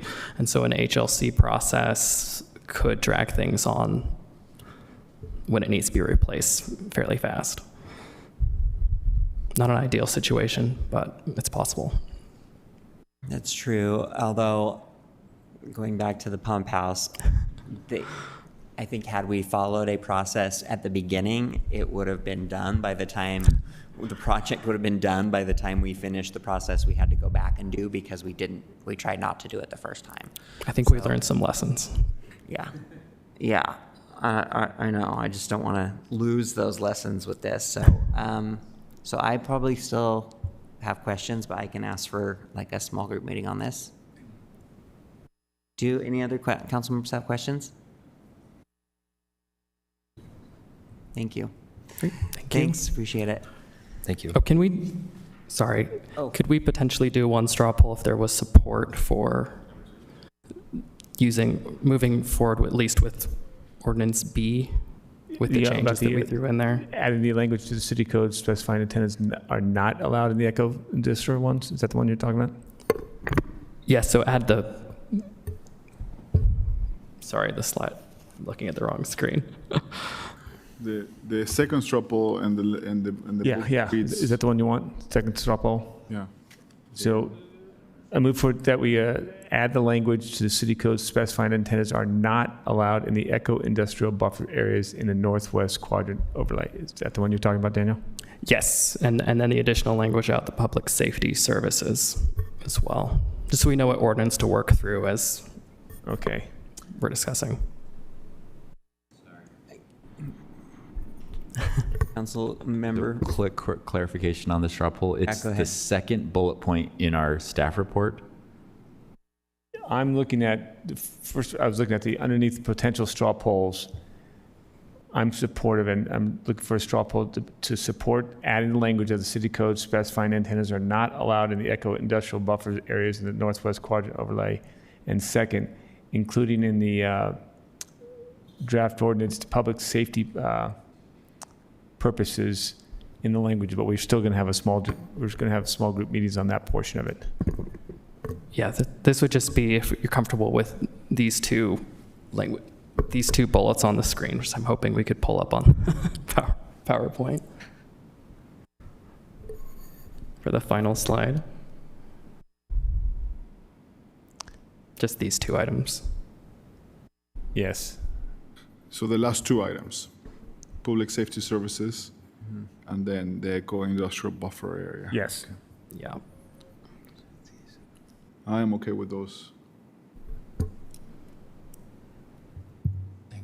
We're still having a small group meeting on the overall administrative approval or not. I'm looking at Councilmember Petro.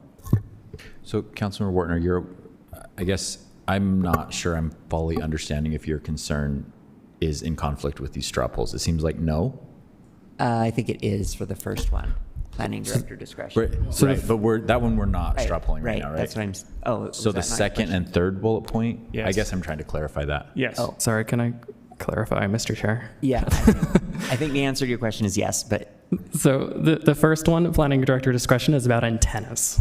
It is about antennas for utilities and public safety services to the public. And if they're critical infrastructure, the planning director could approve that antenna. And then the eco-industrial buffer is also about antennas, not allowing those because they're very close to where birds live. Oh, okay. Okay. I mean, I can't propose a straw poll. That was my straw poll.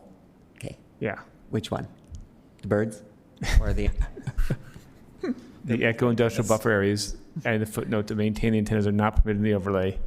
And then clarifying the words of providing utility or public safety services to the public. To clarify that intent. Okay. I don't think I understand. Okay, so that's the straw poll. Yes. Anyone have any questions? Okay, thoughts? Okay, and do we have? That was painful. Okay. Awesome. Well, that was hard. It appears to be 5. My hand is raised. Okay, 6, with 1 council member absent. Councilmember Young absent. Okay. Perfect. Another straw poll? Okay. I think that covered. Okay, great. Thank you. Thank you. Thank you. Okay. Let's take a break. And we can do a full 20 minutes. No. Yeah. Yes.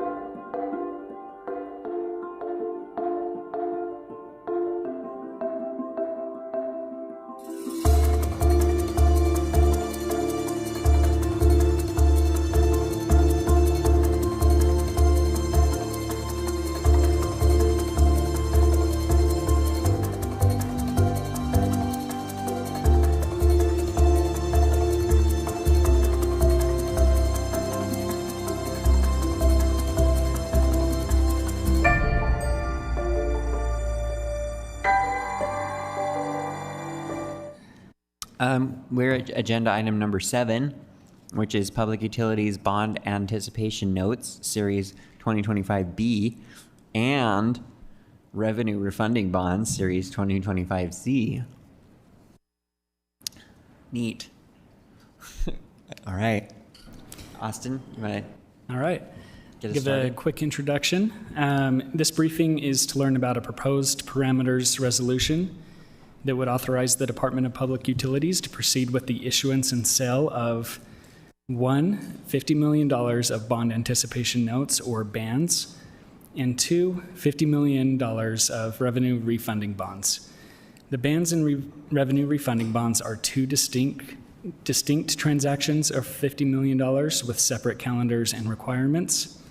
The purpose of the bans are to finance the acquisition of property for Public Utilities' future campus, and the issuance is intended to be sold on or about October 28th.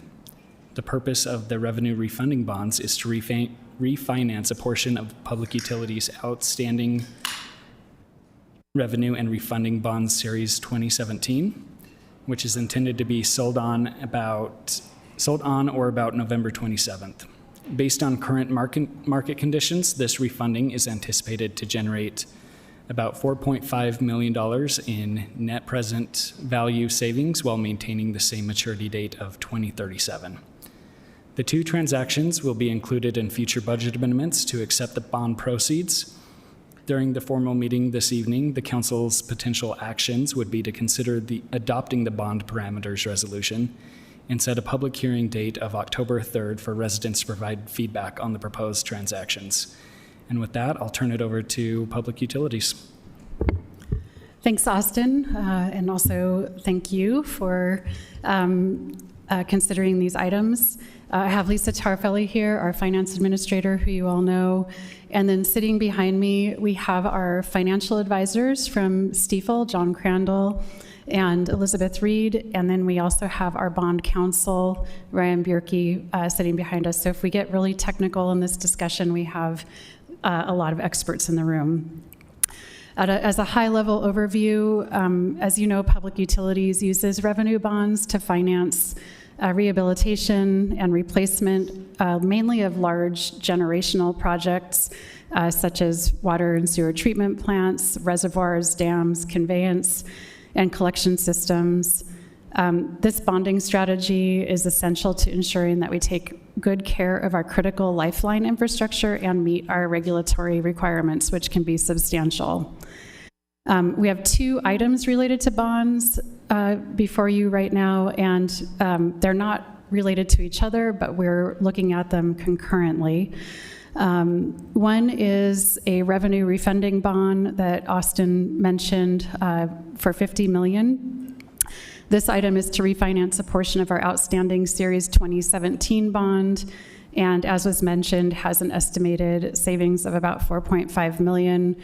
This is similar to refinancing a mortgage. We're seeking to take advantage of the more favorable rates. And I do want to thank our financial advisors for bringing this to our attention. They are just wonderful in our financial strategy. The second item is a bond anticipation note, also $50 million, and this item is to finance acquisition of building and property for a potential new public utilities campus and to make improvements once that building and property are acquired. We are currently in the due diligence process for this acquisition, so we are aligning our financing strategy alongside our due diligence period. Bond anticipation notes are a type of short-term financing instrument used by municipalities to raise or receive funds in anticipation of future bond sales. For the bond anticipation note, the terms are a maximum interest rate of 6% per annum with expected repayment in 3 to 4 years from property sales and other funding sources. I believe that the terms of the bond anticipation note are actually longer than 3 to 4 years. What is it, 10 years, a 10-year, yeah. Yes, so if you see the resolution terms, we give like the longest estimate. So in this case, when you see the resolution on the ban, it says a period not to exceed 10 years, just to give us flexibility depending on how the bids come in. Yeah. The bond anticipation note financing does provide necessary funds for the property acquisition and without the need to raise utility rates, which I think is important in this discussion. Revenues received through recent utility rate increases, again, will not be used for the purchase of a public utilities campus or to pay for the bond anticipation notes. There is a preliminary official statement as well as other materials provided as part of this briefing, and those materials discuss those bond terms, the outstanding debt, and our financial profile. And lastly, I just want to note that Public Utilities maintains its AAA Standard & Poor and AA1 Moody's ratings. So any questions or discussion, we'd be happy to talk. Council members? Councilmember Dugan. Just education question on the bond anticipation note. We should be paying it off in 3 or 4 years, and so your budget is assuming a 3 or 4 year payoff, not a 10-year that you mentioned that it could go out to, correct? So anything after 4 years is not really budgeted. So the goal is to pay it off in 4 years. Is that how you're reading it? Or that's how I'm reading it? Yes, the goal is to pay that off as quickly as possible, and we're anticipating 3 to 4 years, but we do have some time built into this schedule so that if we need more time, we can take that additional time. And that doesn't include a increase in fees to residents. Is that already built into the budget right now? We won't be seeing a fee increase because of this bond. Is that? Yeah. So Councilmember Dugan, they should not, because as was outlined in a closed session to you, kind of what our plan is with that. So our intention would be for this project to be funded completely with that ban, and then have the revenues come in that allows us to go ahead and redeem that ahead of time. Of course, we know things happen, but since it is a ban, there is always that possibility if we needed to issue long-term debt to pay off the balance of that, we could, or we could use existing resources that we have. Okay, thanks. Thanks, Lisa. Okay. Other questions? No? Okay. All right. Looks like you're all set. Thank you. Thank you. Okay, let's go to agenda item number 8, which is informational discussion on the initial discussions of legislative intents for FY 2025-2026. And we've got, momentarily we will have Allison Rowland.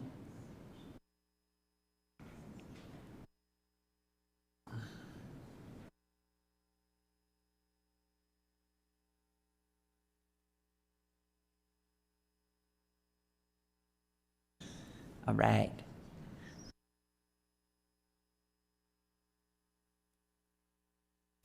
Sorry to make you wait. That's okay. Thank you. Okay, we've got Allison Rowland from council staff. We've got several department directors here. Take us through. Thank you, Mr. Chair. So this is the first review of the first annual review of the legislative intents. Sorry, my password wanted me to type it in. So the idea here is for you to review the intents, see if you would like to make any changes to them. Council staff has developed some suggestions. And then also, of course, the idea is that members of the administration, department heads, can come up and try to clarify or provide additional information to all of you on any specific legislative intent. So that is the plan. The next legislative intents review is planned for February or March. And I think maybe the best way to go through it, I guess it depends on you, Mr. Chair, is whether you would rather ask department heads to come up if they have any questions, and then we could move to sort of a one-by-one review of places where we have questions. Okay. Yeah, let's do that. So I hope they won't fight on their way up to the, to the table.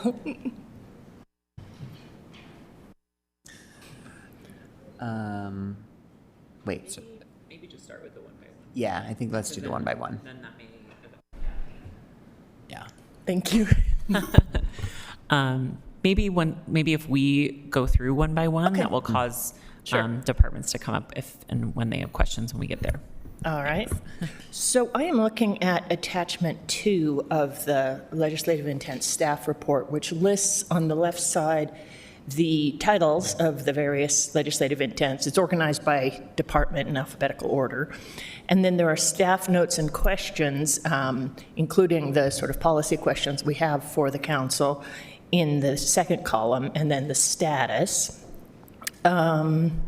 So the first question we'd have for the attorney's office, which is handy because I just saw Mark come around to this side, is on the issue, the FY24 legislative intent on department role clarity in ordinance. And the question is whether the council would like to change the last line of that intent, the per council discussion sustainability is the priority, to reflect that the council prefers to continue moving through the departments since the new sustainability ordinance is in progress. You listed economic development and public lands as the next ones you were interested in, so you could choose one of those to be the next priority.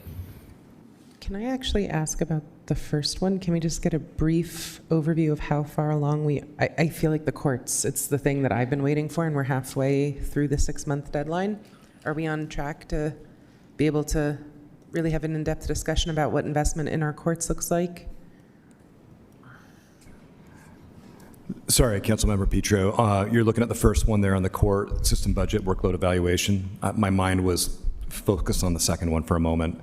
On this one, I think that bringing the Justice Court into the discussion, this is one that my department, as we discussed internally, wondered whether this appropriately fit within the city attorney department or if it was one that really fit with the Justice Court department, given sort of the independence that we have with that branch. So I don't have a lot of meaningful information to tell you where they are at this moment. This is the one that still weighs on me. Like, I'm kind of pausing everything else that I prioritize based on the outcomes of this one. So I'd love it if, you know, this to me feels like a stupidly important one for us. And I think they're actually have made a request to come before you in the next few Awesome. weeks, maybe, as soon as possible on your schedule. So they have been doing this analysis and they're ready to have a discussion with you about it.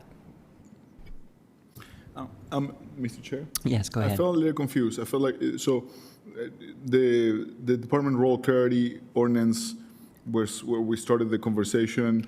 Then we went back to core system budget and workload evaluation. Yes. Okay. So what the administration has told us right now is that we're going to receive some information on the first item related to the Justice Court. Great. That's exciting because we all of us want to get to the bottom of that. And I'll just say they want to have that discussion now because we may need to do something before the mayor's budget.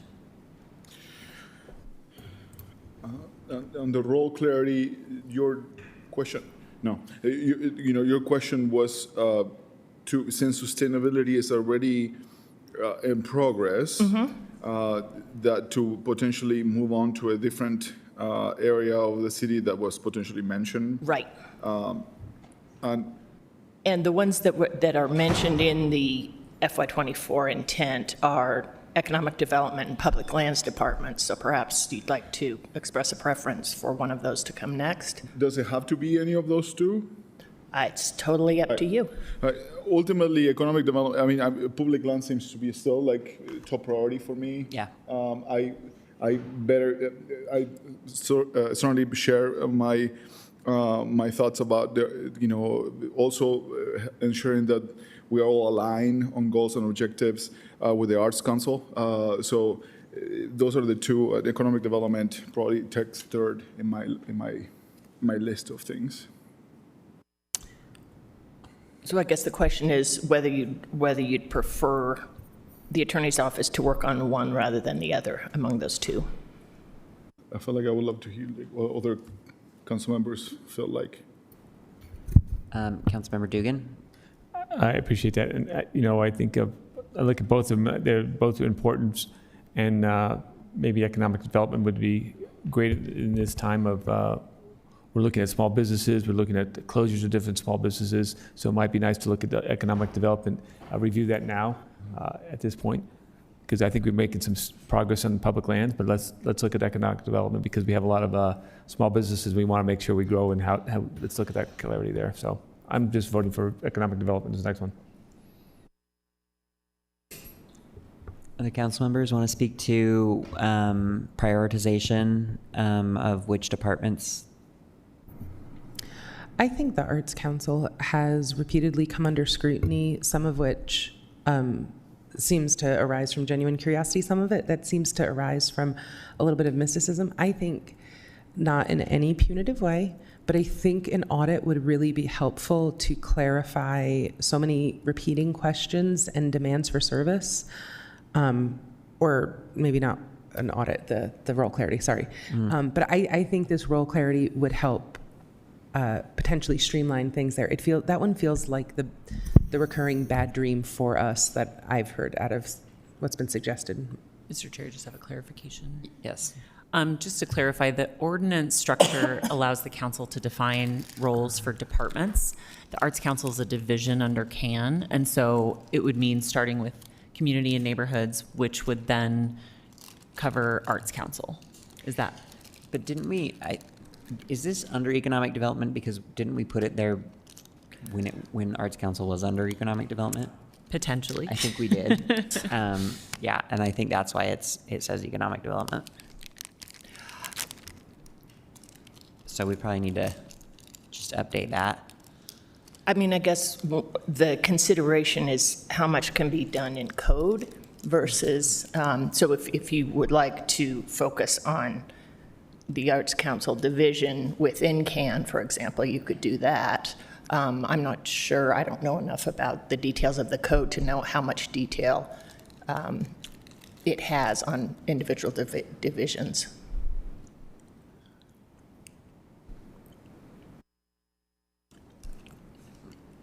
Okay.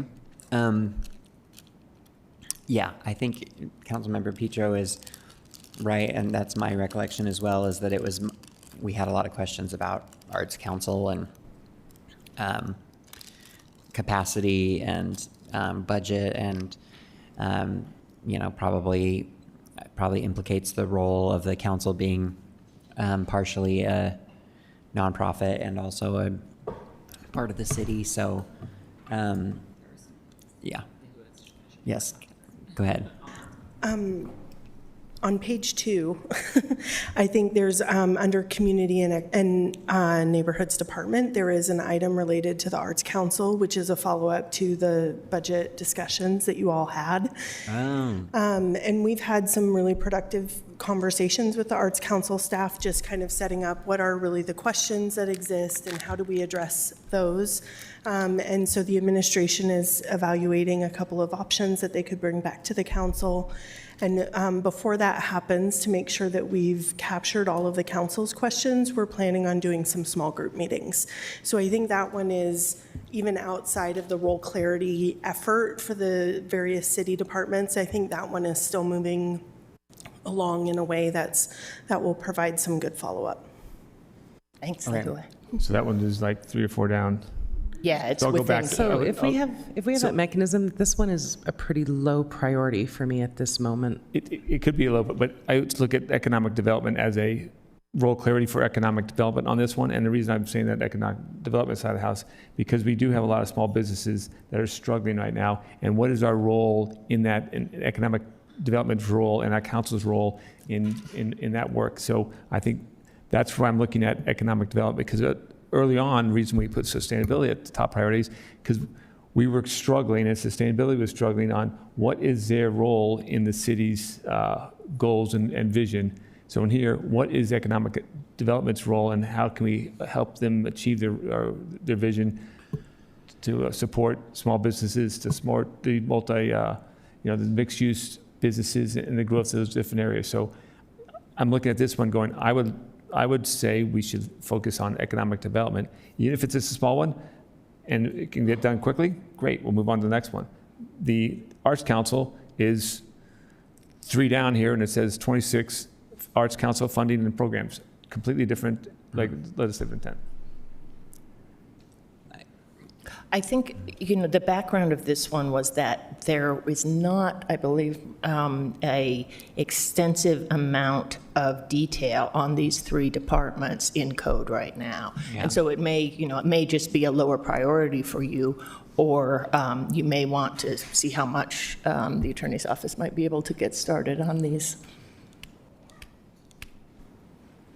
Or you could put it off.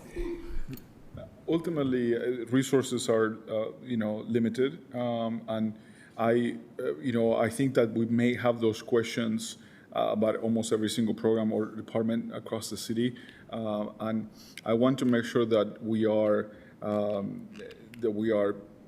careful with giving assignments that may not be able to be accomplished also, right, because of the workload that you have. I'm definitely I remember the conversation about sustainability and all the ordinance things, questions we had there.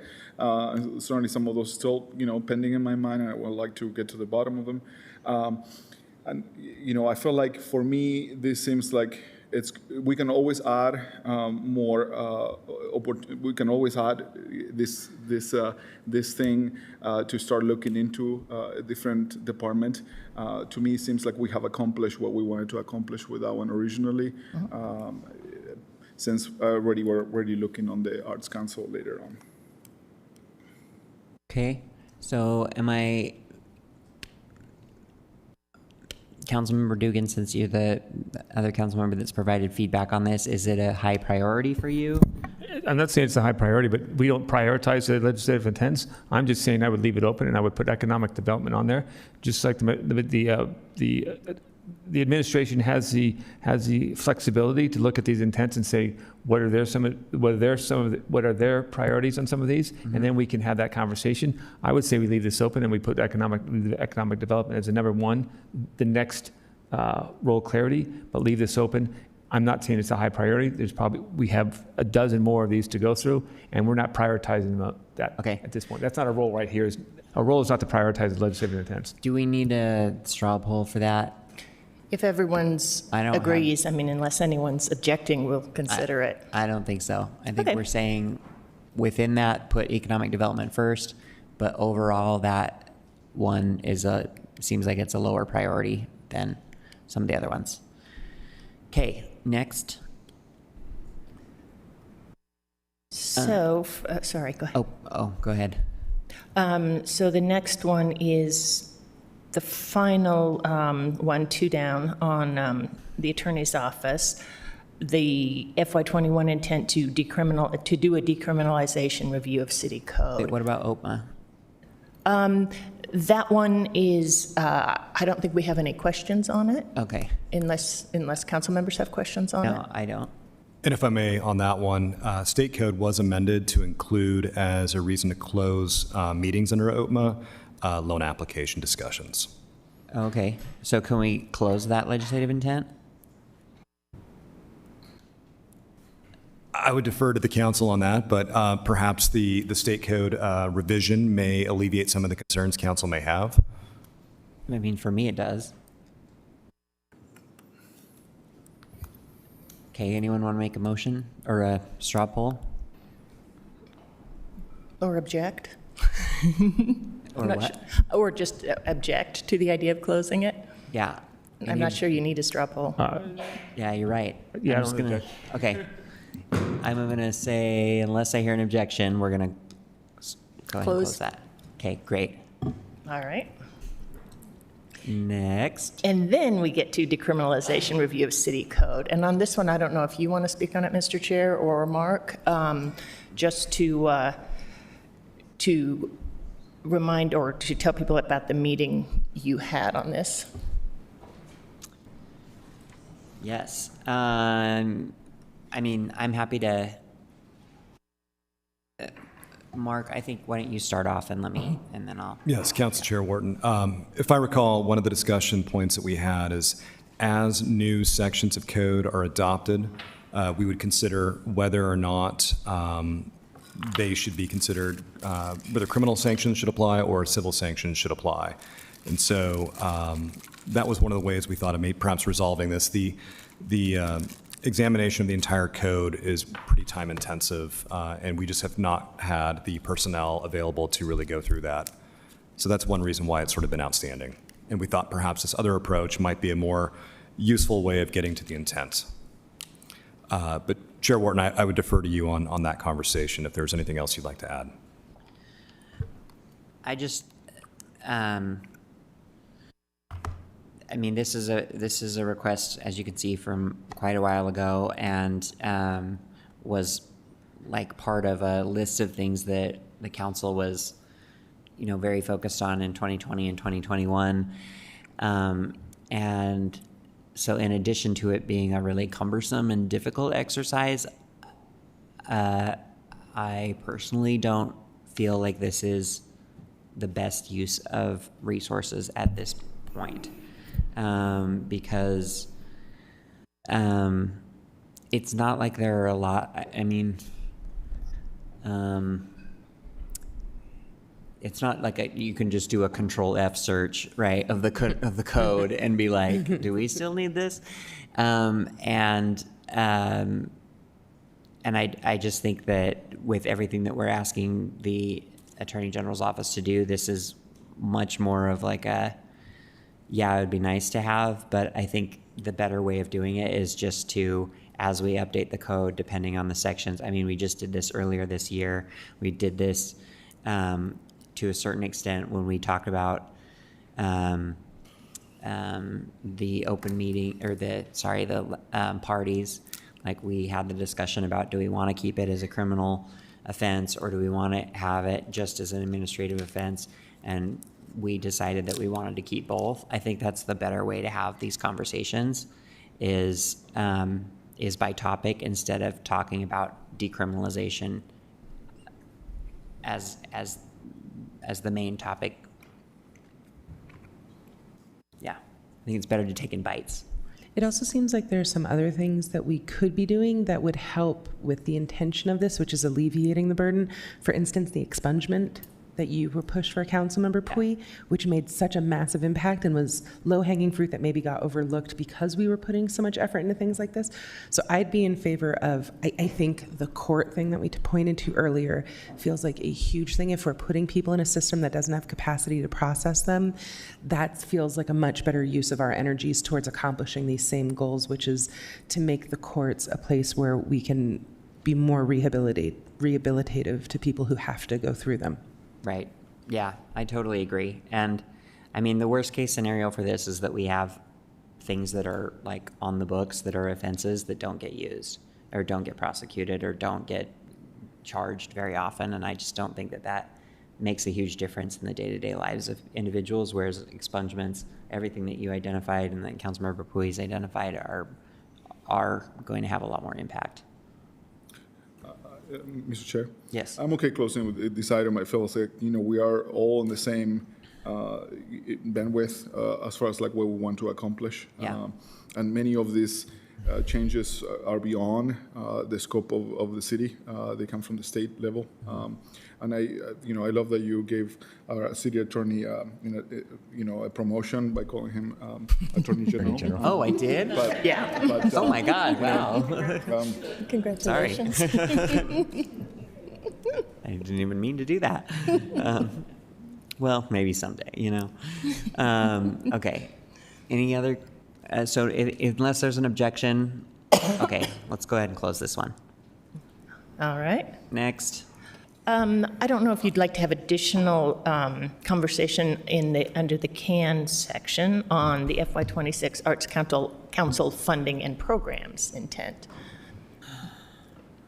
Or maybe it's enough to say, on with it. For what I know, it's happening, right? Like we're still, like there's going to be, so I feel like it's in progress. It's exciting. Right.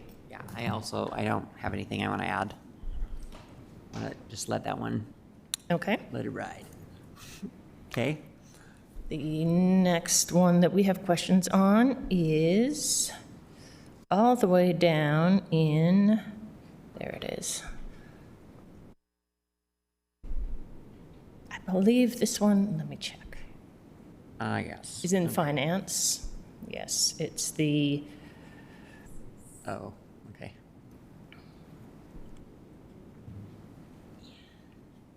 Right, on the consolidated fee schedule, I believe. Yeah. So it's letter D under consolidated fee schedule in FY25 intent. What page? Page 3. 4. Page 4? Or it might be page 3, sorry, my paging is changing as we speak. So the question is about whether, or rather that the council has requested an annual report to be provided with the mayor's recommended budget to show the percentage of fully loaded potential fees that is proposed. And so those are included in attachment C3 in your staff report.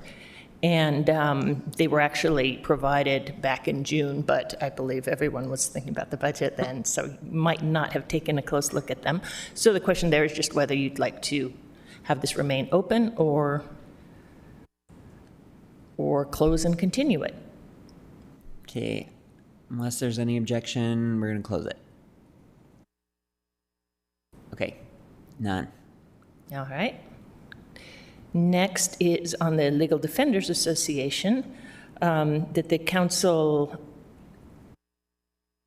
wanted to keep this open to remind you all that that the arrangement for the Legal Defenders Association needs to be changed in some way, for example, to find funding for the coming year, to reflect the changes in several other, and basically in their funding. Sorry, I really stumbled through that one. So I guess the question is whether you'd like to prioritize a discussion on this or leave it for later. Council members? No discussion? Okay. Let's just leave it. Okay. The following is FY23 grants and ongoing programs. So we were trying to think of steps to get through this. And the first one would be if the council would like to ask the finance department how this grant information is tracked and reported. And then if you do want to do that, or if you don't, excuse me, the council could schedule a policy discussion and a briefing for finance to provide this information. Mr. Chair? Yes. I might not be remembering this entirely correctly, but I thought that the goal of this legislation initially was for us being the whole city, when we apply for grants and we start new grants that will have ongoing FTEs or ongoing funding requirements, that we have that. And I feel like council staff has done a really good job of identifying that in those staff reports and putting it, I think it feels like Sylvia even says that in the meeting before the public comment periods on that. So in my mind, we've accomplished that kind of in-house through the council staff process, but I am interested in if other council members disagree and think that it needs to stay open. Otherwise, I would say, I think we're accomplishing it. We can close it. I think we've done a really great job, and this was one that I was particularly concerned about. So I think you're right. I think there are still existing questions around grants, like how do we prioritize which ones we write for? How do we notify us of requirements, especially going forward with federal granting and those sorts of things, right? But I think none of those are satisfied in this. I think the intent of this one is satisfied for sure. Yeah.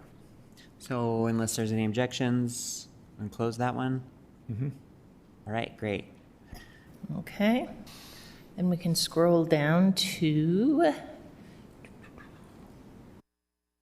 the police department. So we had a couple questions because there was a little bit of overlap between some FY26 intents and some previous ones that the council had open.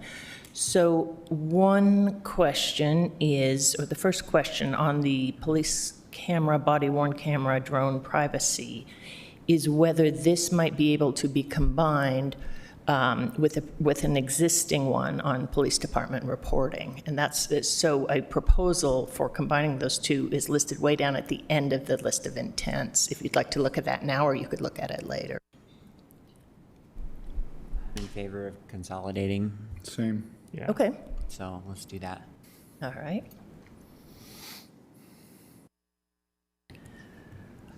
Then the following one on the police department role. So we realized that because the council has asked that the social worker component and the PCRT component of this FY21 legislative intent have been incorporated into the mayor's office evaluation of alternative response programs, that perhaps you would either want to change this intent to being just focused on internal affairs, or if you'd rather close it and complete it. Mr. Chair. Yes. So this intent touches one that we opened up this year with is placed under the mayor's office, which is evaluating efficiencies of all diversified response teams. And to me, that is the overarching question here that it seemed to me it's prevalent in our discussions. And I felt like closing this one and focusing on that will get us probably the clarity that we're seeking. I agree. Same. Okay, so unless there are any objections. Wait, I just have a question. It's not an objection. So the piece about the internal affairs unit for this, we're saying, because that won't be part of the diversified response model, but so we're saying move the social workers and the community response team out of this legislative intent, but also just close the internal affairs unit piece?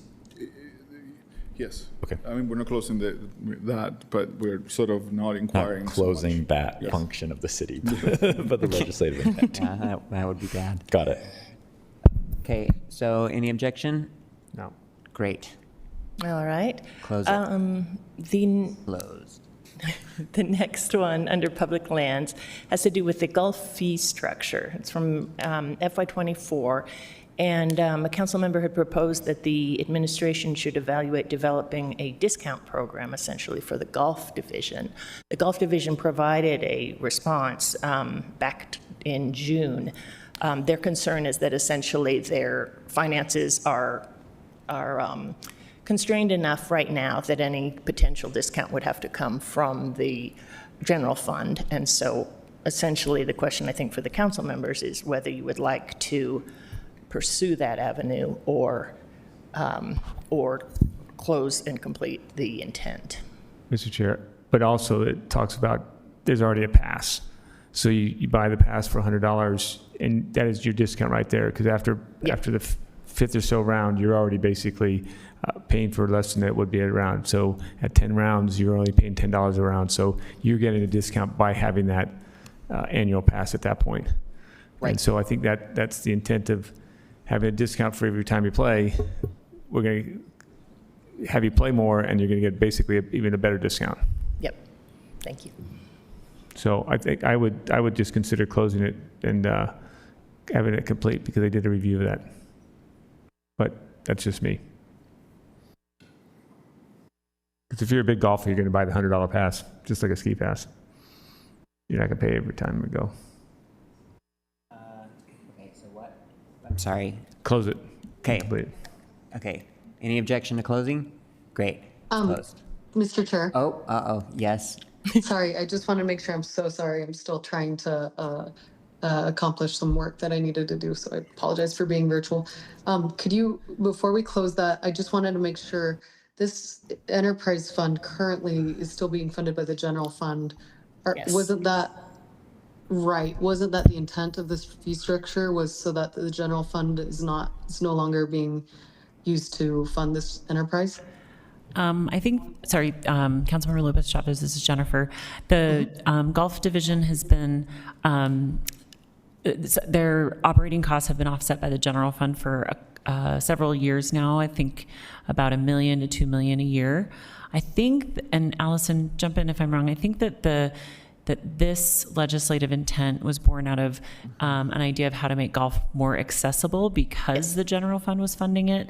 We had looked at several changes to the golf fund operations over the years to reduce that general fund subsidy, and I think, you know, this is probably oversimplifying it, but essentially came up kind of short in terms of finding that magic solution. And so the last several years of elected officials have found that the public benefit to having golf courses open, even if not 100% of the public uses them as golf courses, is still worth having them as open space. So I think that's where the intent came from. But if there's a different way that you're thinking of following these questions, let me know.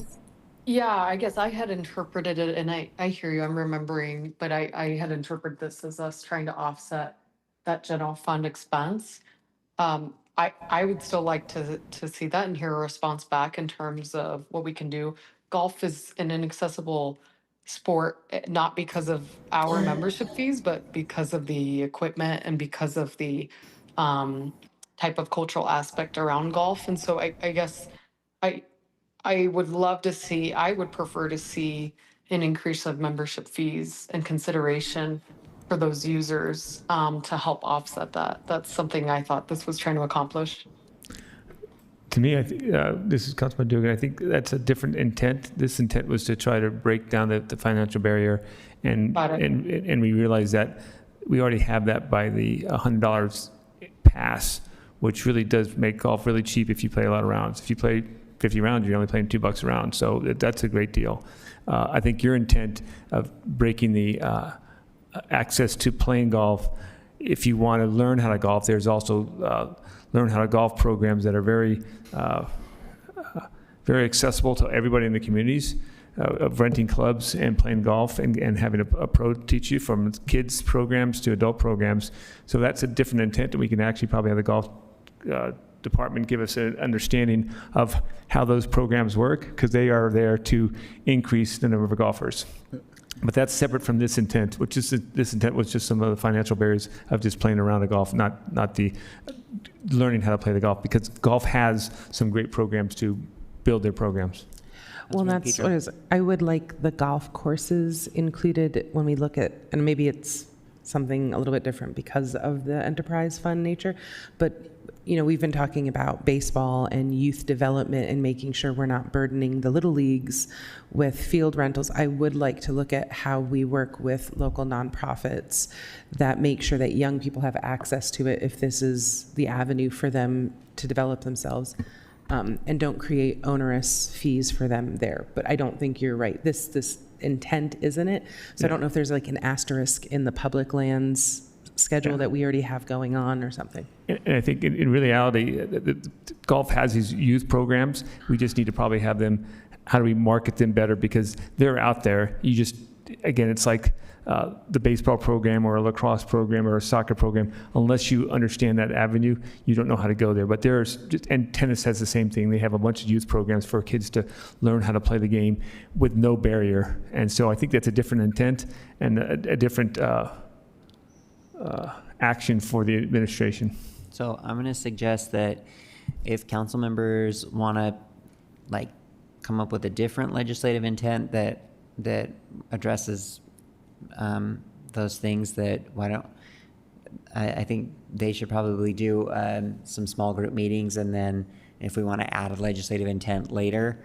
But unless I hear any objections, I think we should close this one. And Councilmember Lopez Chavez, just really quickly, I think we can set up a meeting with you and the Gulf Division and Public Lands to really do a deeper dive into all of the different financial models that were looked at over the years, so that you have kind of that broader context of the factors going into that Gulf subsidy. Yeah, that's great. Thank you. Great. All right. Next. All right. On public utilities, the water usage by the city, the question is whether, well, there are two issues really. One is whether you'd like to focus on the Department of Public Lands for on questions of reducing water use, because they actually have a separate system than other city entities. So that's one area of discussion. Also, I know that our staff has been having discussions with Laura Briefer on some other issues, and she may have some additional information to provide.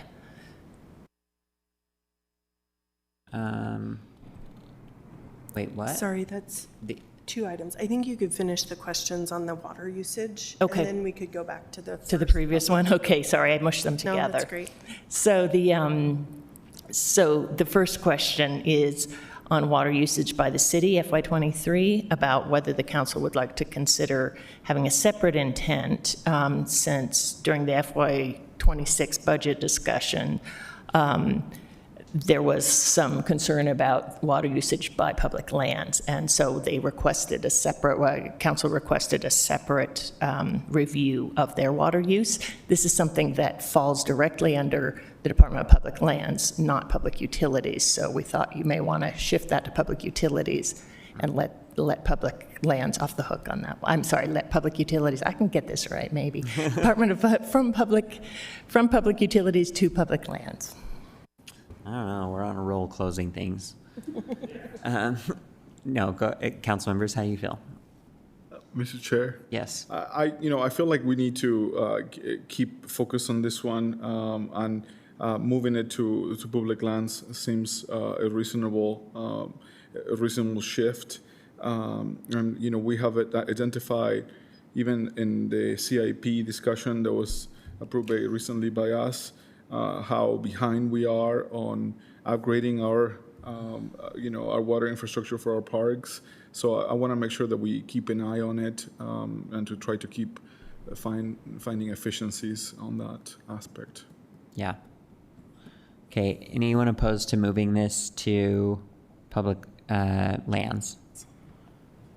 Okay. Great.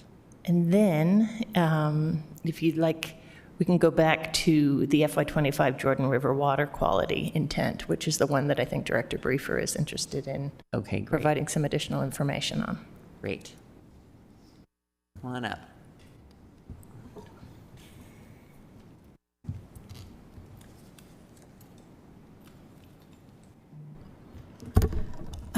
Yes, so in June of this year, we clarified this intent where the Jordan River water quality request is pretty specific to focusing on the impacts of people experiencing homelessness with respect to encampments along the river.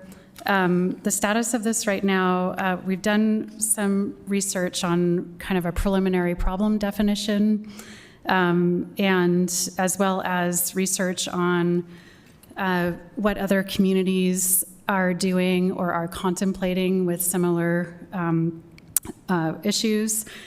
What we found in terms of preliminary problem definition is that in general, streamside homeless encampments can result in increased water quality risks and impacts through several different pathways. One is through human waste, another is through excessive trash, a third through drug paraphernalia, and a fourth through riverbank erosion. These same pathways that affect water quality also present public health risks to those occupying these encampments, such as hepatitis A, among other health concerns. The Jordan River, in most of its reaches currently, including beginning at its most upstream points near Utah Lake to its terminus at Great Salt Lake, is considered impaired under the Utah Water Quality Act. This regulatory impairment is primarily for dissolved oxygen and E. coli, and the primary culprits of this impairment are urban and agricultural runoff. Water quality impacts associated with homeless encampments further degrade the river's health and should be mitigated wherever possible. In our preliminary research, we found that it is difficult to separate the issues that lead to Jordan River impacts from overall actions and policies surrounding homelessness, as there are a lot of interconnected policy problems and solutions. Also, the Jordan River is one river within our community, but we have other waterways such as Parley's Creek, City Creek, Emigration Creek, and Red Butte Creek, where impacts may also exist. Research specific to environmental impacts of encampments along rivers and streams indicates a multi-pronged approach has been deliberated and implemented in various degrees by other communities, particularly in Western states. And those deliberations include, first and most importantly, investing in addressing underlying causes of homelessness, which then reduces the risk of water quality and public health impacts, among other concerns. Providing more investment into cleanup and restoration of streamside encampments, providing access to water and sanitation services, including bathing and bathroom needs, addressing not only environmental and public health concerns, but also human dignity concerns. Engaging people experiencing homelessness on ways to reduce their impacts, including at least 2 communities who have employed people experiencing homelessness to help with river restoration.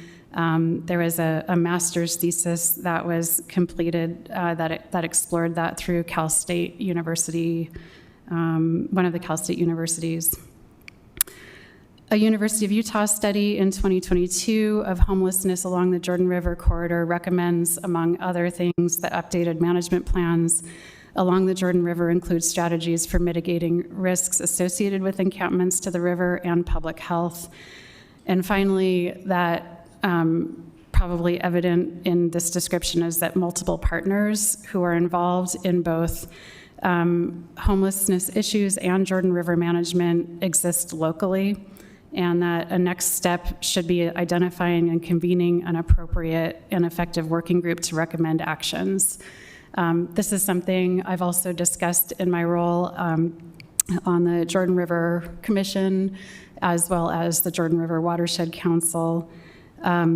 It's not a situation that's wholly unique to Salt Lake City. Other communities along these waterways have also experienced various impacts, and it could be beneficial to work with some of our water quality, health department, and of course, a number of our city departments and divisions that are working on this issue. So the recommendation is to kind of take more of a holistic look and establish a working group to recommend actions.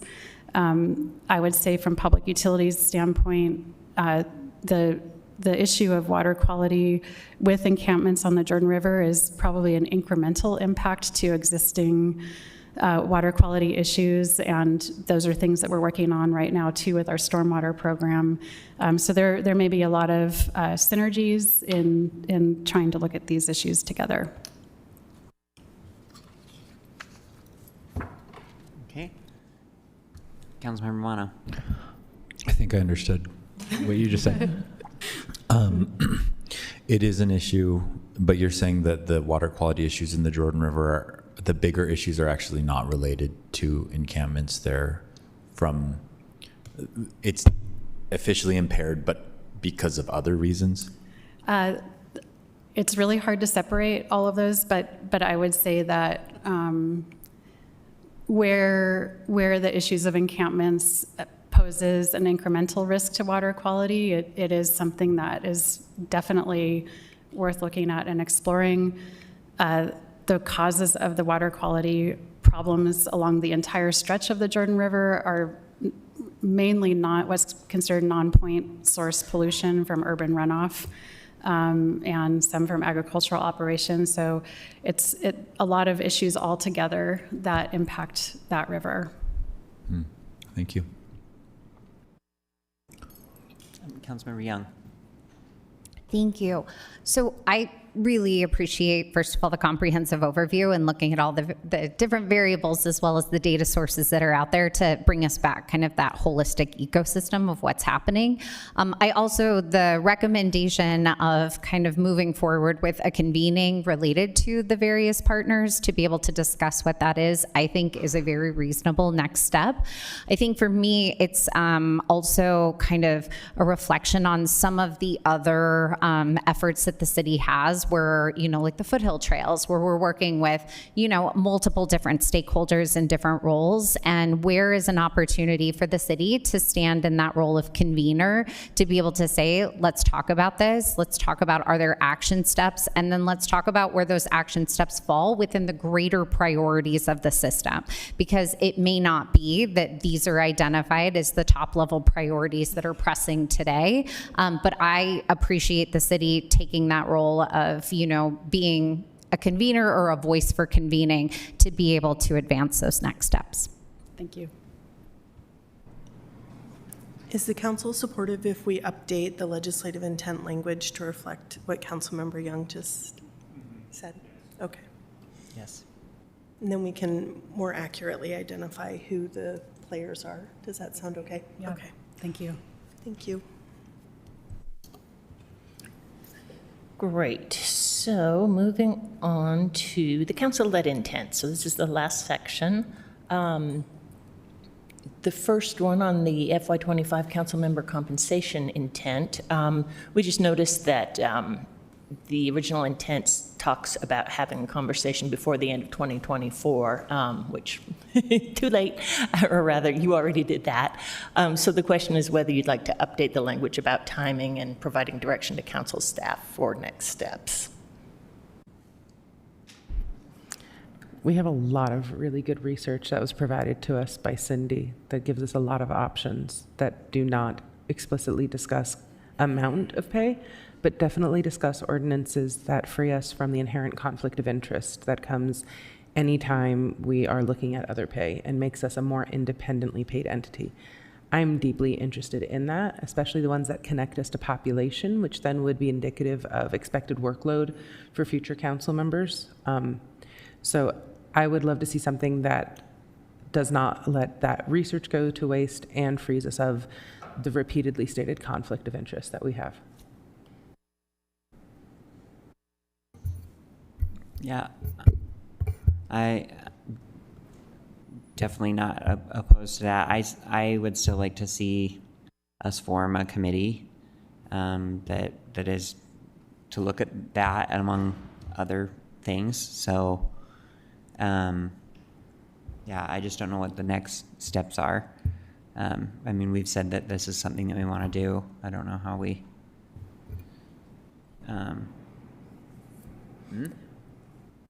Oh, you're okay. We're just on the council member compensation one, and I'm saying, I don't know what the next steps are. We talked about forming a subcommittee. Like, how does that happen? Would that be a council subcommittee, or you would want members from outside the office to assist in some way? I think when I suggested it, I was thinking of it as like a subcommittee of the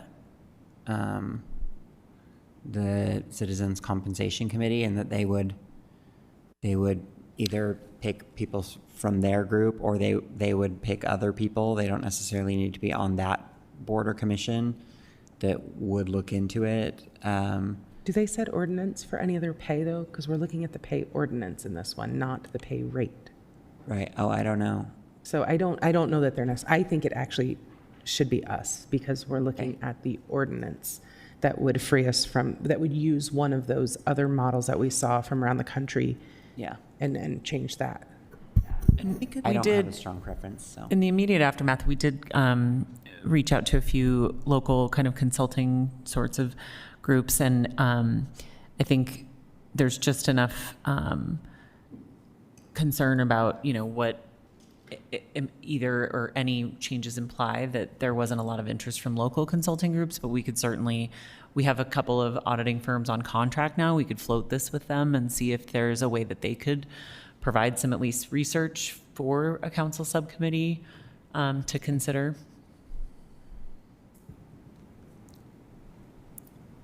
Can we do like 3 of us chatting about it with some staff? Because I think we have research that we haven't even really gone too far in, because we were so hung up on the amount question when we looked at it.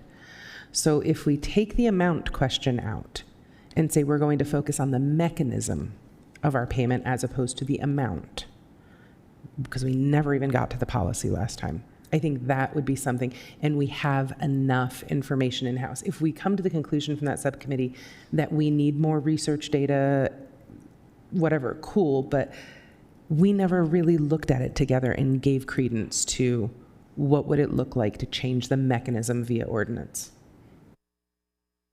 Mm-hmm.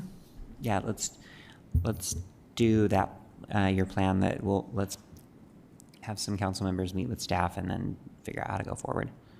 Okay. Do you want to identify those council members now so we could schedule a meeting, or should we put that on announcements? Oh, we probably should put it on announcements, right?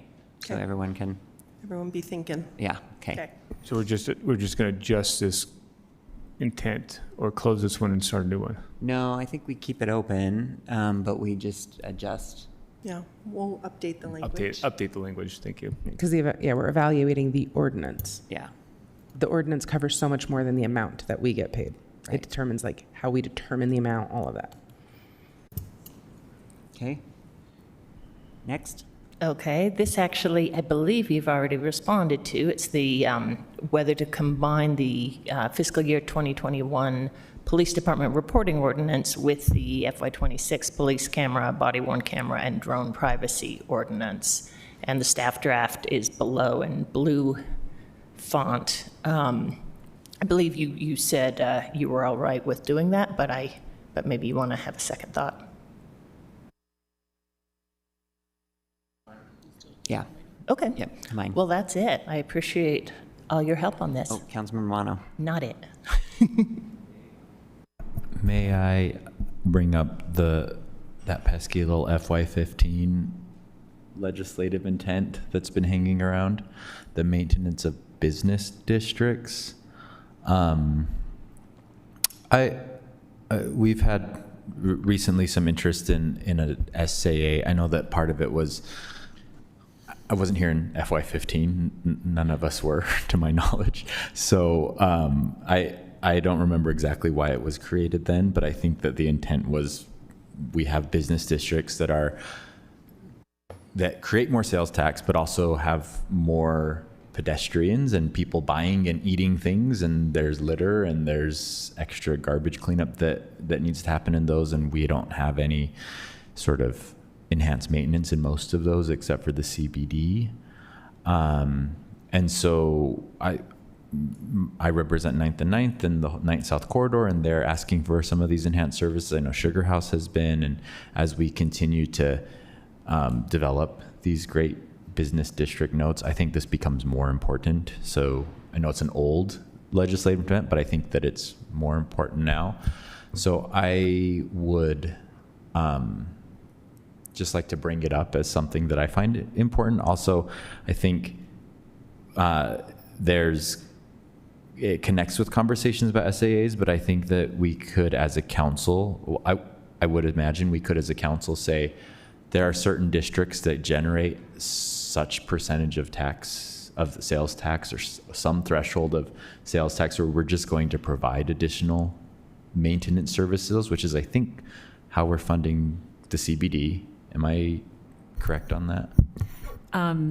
It's a little awkward because it's actually not accurate. And meaning a lot of our sales tax is generated in other areas of the city that you could probably guess. Right. And so it's just, and it's not that we track, a dollar is here, and so we will spend the dollar there. And so it's just the general fund that supports the CBD, and that's just from the policy basis that having a clean downtown is in the interest of everyone. I guess my question is, so thank you for reminding me of that. I think my intention is, I can see why the city has historically decided that the CBD, the heart of our downtown, needs more services and why it makes sense for the general fund to support that. But I think that we need to figure out some mechanism that other parts of the city can receive that as well. And if the mechanism is an SAA, then we need to have that conversation and figure that out. But it seems like when we had recently a meeting with, I wasn't able to be there, but a meeting with the 9th South businesses, and it didn't seem like it was that clear to the city collectively didn't give enough information to those businesses to say this is what is available and this is how you get it. So that, at least that's the feedback that I got from that. So I think we need to do some work on business districts. And I don't know if it lives in economic development with SAAs or if it's just us as a council saying we want to we are willing to spend more general fund dollars on these areas because they meet XYZ criteria. But I do think that it's important for us to have this conversation. And we are following up with the, you were probably going to say it. Go Sorry, ahead. no, we were probably going to say the same thing. We are following up with economic development and the staff who was at that meeting with the 9th South business owners.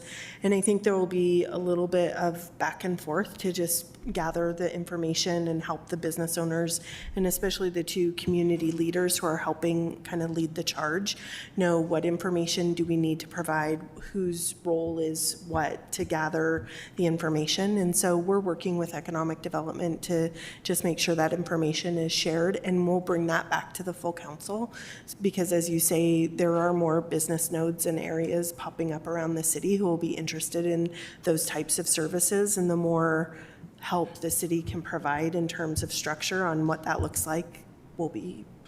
Councilmember Young. Yeah, I just want to reflect. I've had similar conversations related to needs in the Sugar House area. I think, well, just to reflect a slightly different experience. So the economic development team was incredible. Like, I really felt like they came to the table with, here are the action steps, like, here is how we pursue it. These are the questions you should consider before choosing to go down this path. Like, I really felt strongly like that they provided a great framework in the conversations I've attended. I think one of the challenges, which I would imagine is a challenge everywhere, is that the entity that leads that conversation on behalf of the community usually doesn't exist before the SAA.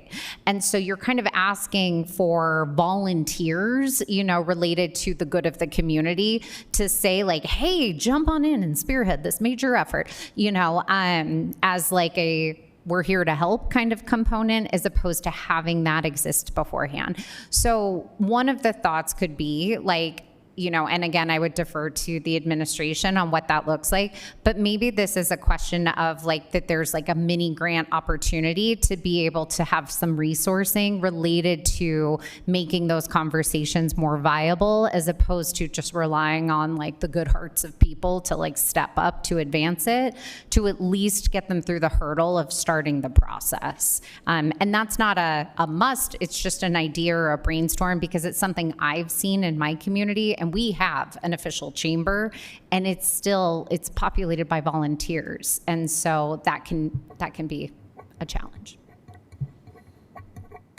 So I guess for the reason I brought this up is not necessarily that I think this should change, but that I just want to emphasize that I think it still is a need that we should figure out a solution for.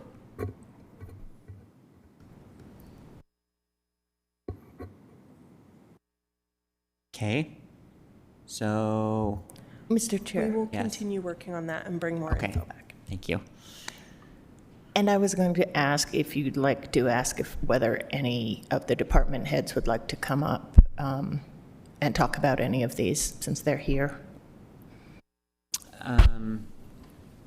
Yes. Sure, we'll give them that opportunity. Don't feel pressured. Oh, okay. Come on down.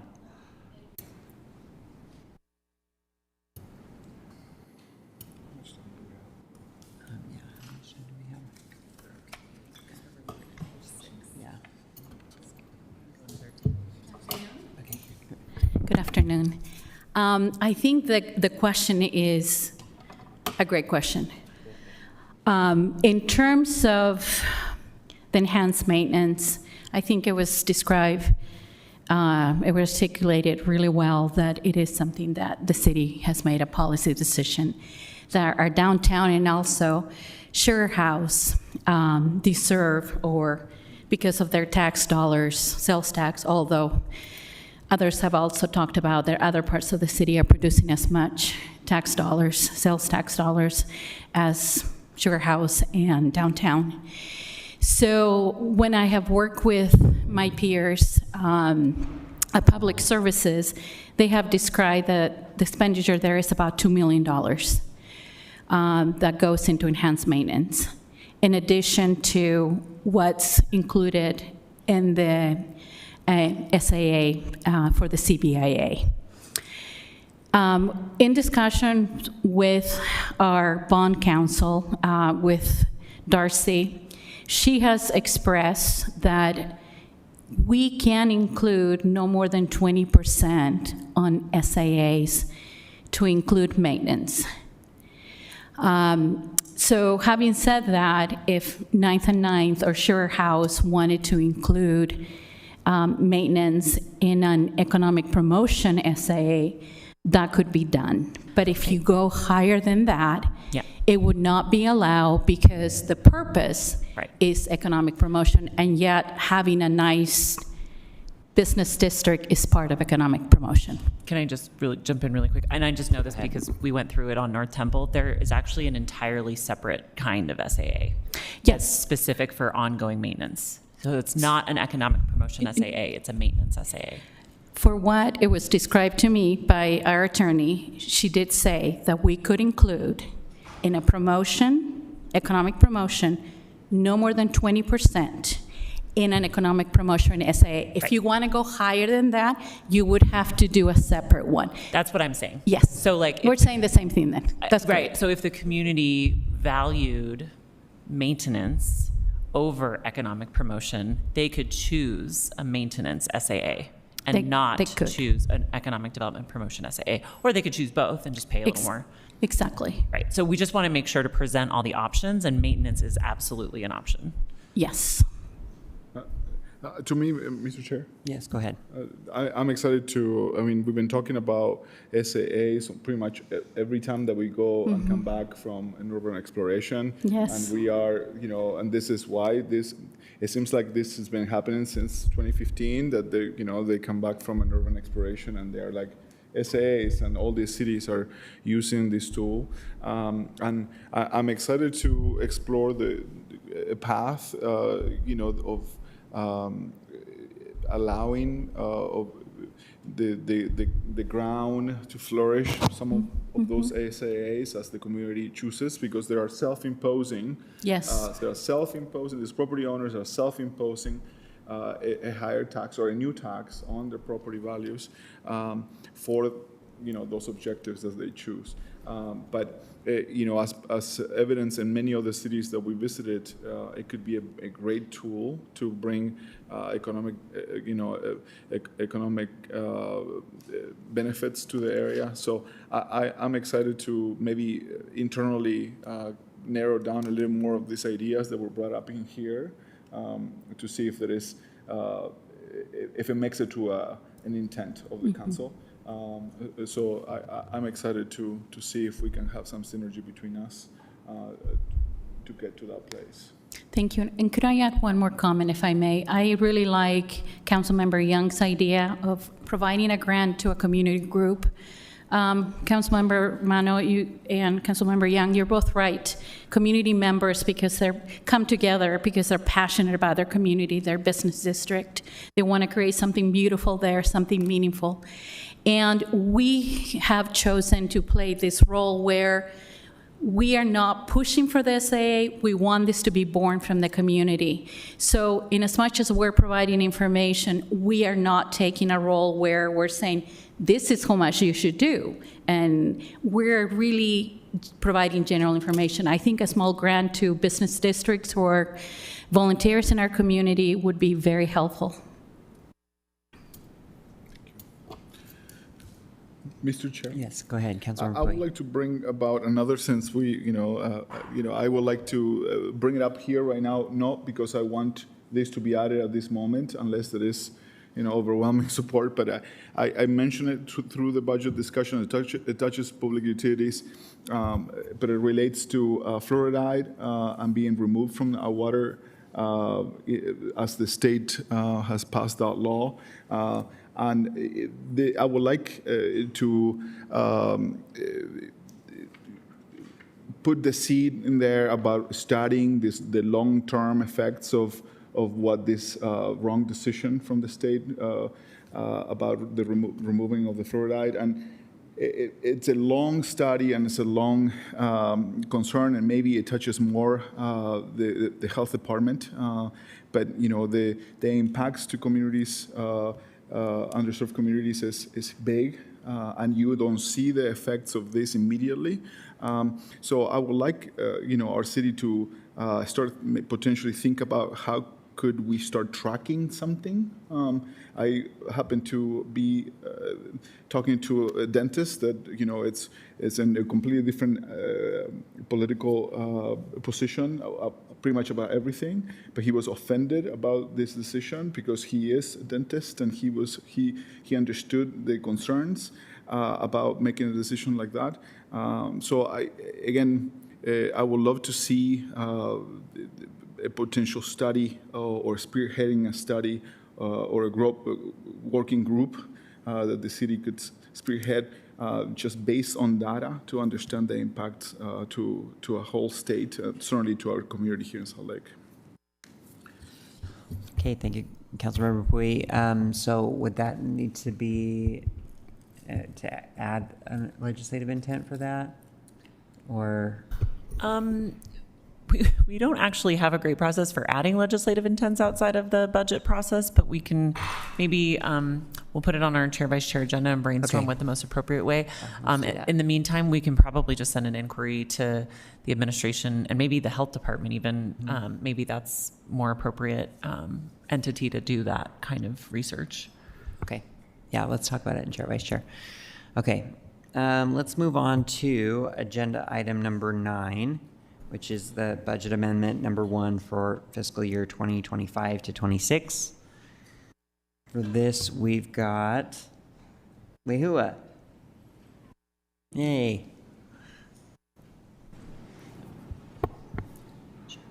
We also have, if it's all right with the council, the mayor would come up and just kind of introduce the overall purpose of the budget amendment. Okay, great.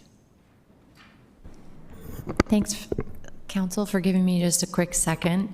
This budget amendment is really exclusively focused, as you can see, on the Main Street businesses and the employees affected by the fires last month.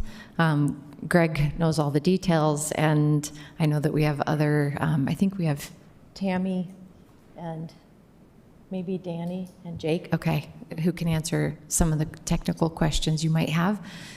But I just wanted to say 2 things. We want your input on this. And the second part is that this feels very much like the things that we created with the business community and in response to residents being displaced during the pandemic.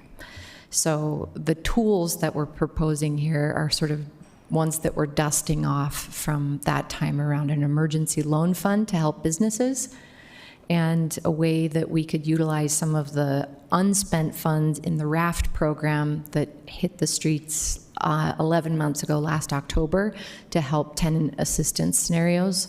The majority of a portion of those funds hasn't been utilized, and so we're hoping not only that you'll respond to this opportunity, obviously in this question, but that we can continue the conversation to make sure that those funds and that the scope of their use may need to be changed so that we can get them into the community. So we're iterating with you on the tenant assistance program. This is an opportunity to maybe tap some of those funds for the there's over 200 employees whose employment was impacted by this fire in 4 and reaching to 5 of the most busy bars and restaurants in our downtown core.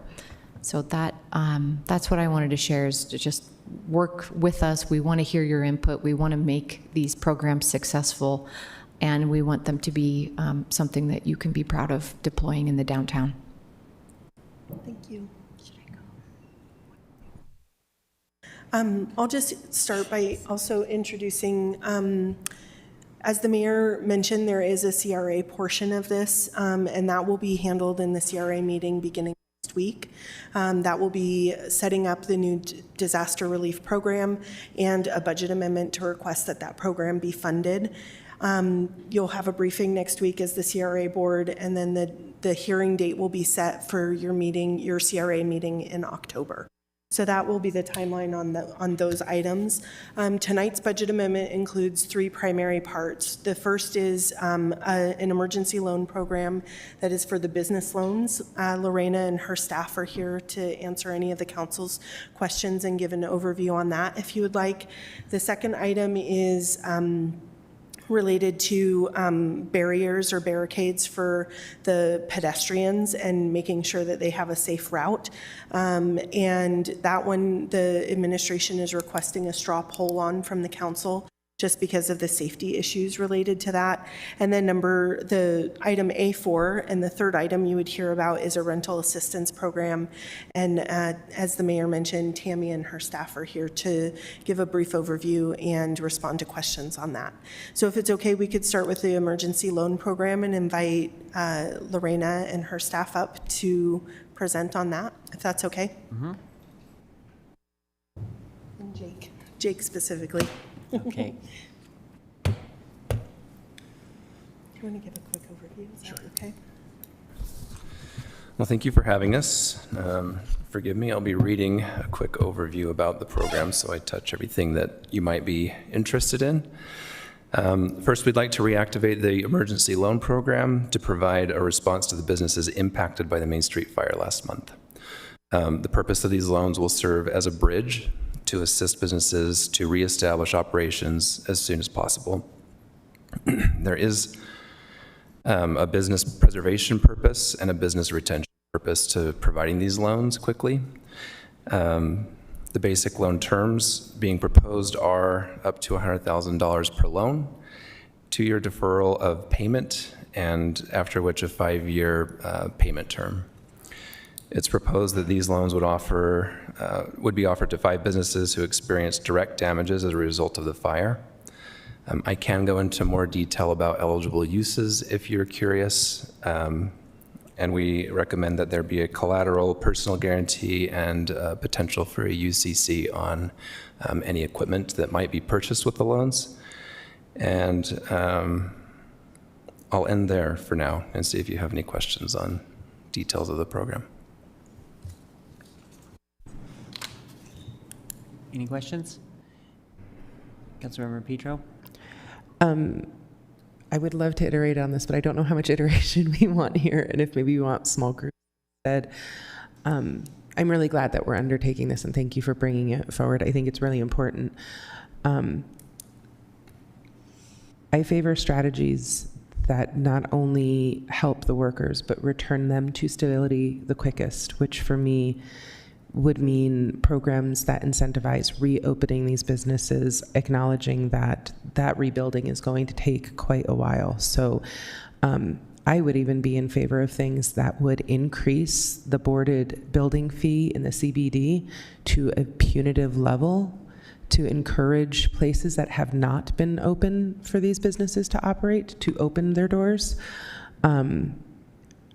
I don't want the people who are in these businesses to depend on charity indefinitely. I want them to be returned to a position of self-determination through economic independence. So as much as we can push for things in that vein, I would love to see investment in that avenue. We as a city benefited greatly from the revenue generated from that. It was an important part of our revenue. And the people who worked there benefited greatly from the security that they had, that when they showed up for work, there would be revenue given to them. We have to get back to that as quickly as possible, and rebuilding historic buildings probably takes too long, and the rest of Main Street has needed activation. So I know that there's a lot of thought that's gone into this, and so I don't want to tear anything down and try to reinvent a wheel, but in so much as that feedback is helpful, I wanted to put it on the record. Okay. Yes, Councilmember Bui. Certainly, it's hard for me to discuss about these options in front of me without acknowledging about the CRA portion of this that's been presented to all of us in small group meetings, because to me, it feels that is a tool that makes sense to accomplish the goals. To me, I'm very confused with what we're trying to accomplish here. We are trying to accomplish what? Supporting, just saying we support these businesses, but we're going to give you a loan to open anywhere in the city, anywhere in the state, anywhere. Like, it doesn't. What is the goal? Is the goal Main Street? Is the activation of Main Street? And how this loan help us with the activation of Main Street? It feels like the goals are sort of need to be defined first. Now, if we just want to say we stand up with our businesses and we're going to give you a loan. Because of that is a goal by itself, but we just need to say it out loud. It may be just a symbolic support, but I still don't understand what we accomplish with this. I know that all of businesses most likely will take this money, because why wouldn't they? But again, I struggle with what is the goal that the city wants to accomplish here. Now, in the CRA portion of which is not being discussed right now, and it's not presented in front of us right now because we're not convened as the CRA, we're trying to speed out the process of rebuilding. We're trying to meet potentially gaps that could arise from rebuilding. We're trying to find those places that might slow down the process. But these businesses most likely are not going to come online anytime soon, at least in this location, because it's going to take years to rebuild. So this loan is and this is the gap that I keep asking, and I still cannot get a clear answer. Councilmember Pui, I think you raised some really good questions. And I want you to know that our team has raised those issues, and internally we've had discussion with Sugar House versus downtown, and we've done a very strong analysis. This would be for gap financing, so the insurance companies will take a while during the process. It would be to ensure that they come back. It would be similar to the EDLF, the Economic Development Loan Fund. It would be required for them to stay in this city. I don't think we can require them to be on Main Street. It would be ideal if they were, but I also do want to give them flexibility to do things that they need to do as a business owner and to be successful. And there's a lot of difference between both fires. I think this would be gap financing. It's $100,000 for the businesses, and then periphery, businesses within the periphery that may have suffered some damage because of electricity, they had to turn off the power and all that, could apply for some relief as they wait for. But you raise a great issue, and I think if anything, this is going to have us, we are prepared to deal with emergencies better now because we've had this happen. May Go ahead, Mayor. Councilmember Pui, I think your comments are really spot on, that we could do better at narrowing the scope of who can apply and under what circumstances. It's up to the council. Of course, if you want to decide that these funds could only be available for businesses that are working to reopen or are used for example, I know from one of the restaurants on the block that didn't have fire or smoke damage, they did lose over $10,000 in food because their power was out, and they have lost costs that I think we would like to have this loan fund apply to those businesses as well. We could narrow the scope to that block specifically. The council could come up with, if they're going to reopen in Salt Lake City but not in that location, do you want to approach the loan opportunity differently? And then I also wanted to add to Councilmember Petro's comment that we do hear from one of the ownership groups that has two of the restaurants that one of the restaurants will be able to they believe it'll be able to reopen in the next 6 months or so. The damage was less than they expected it to be, and that's been in the newspapers as well. So some of them will be reactivated sooner than others.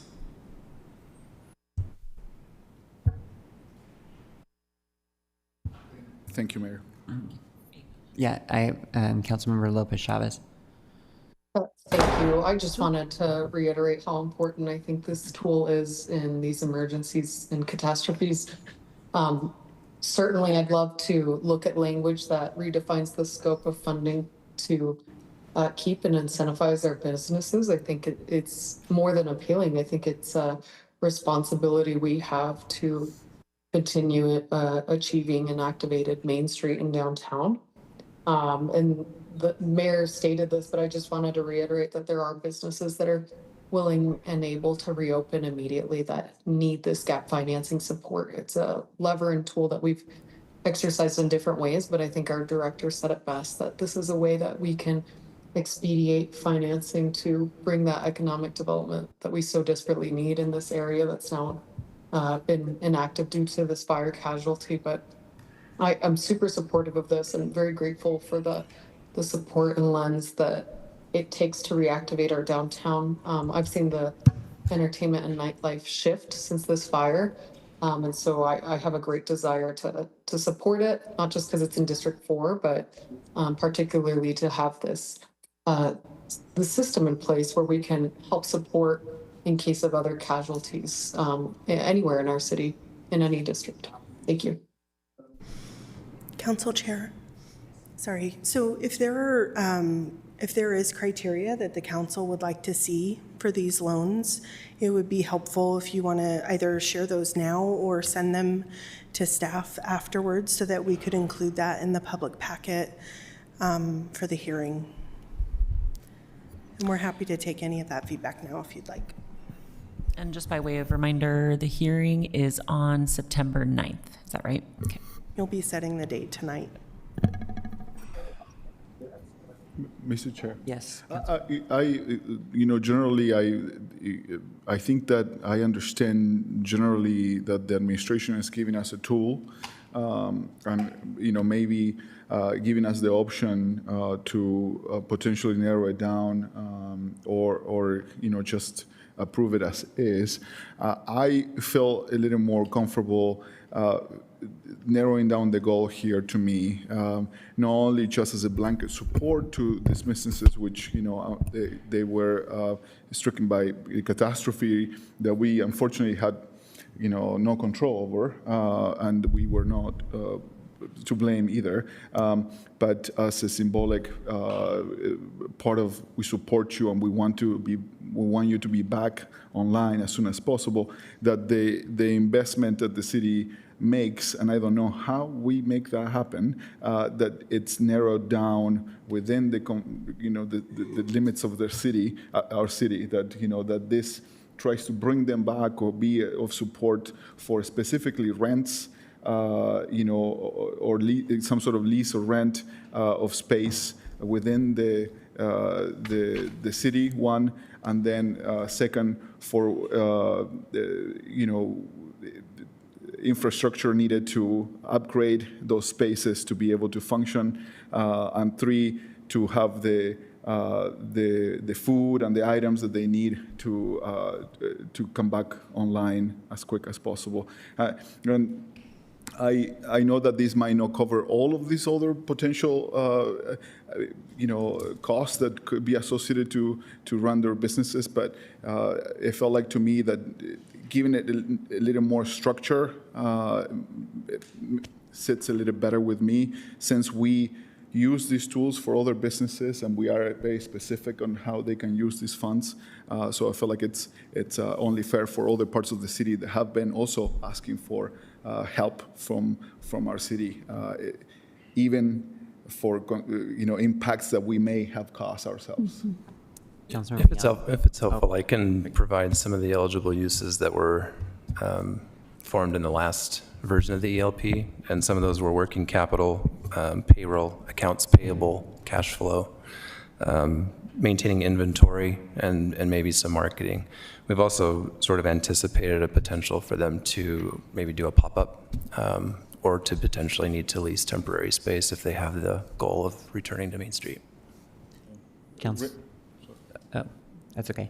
If it's regarding this, then but Councilmember Young's next. Okay. Councilmember Young.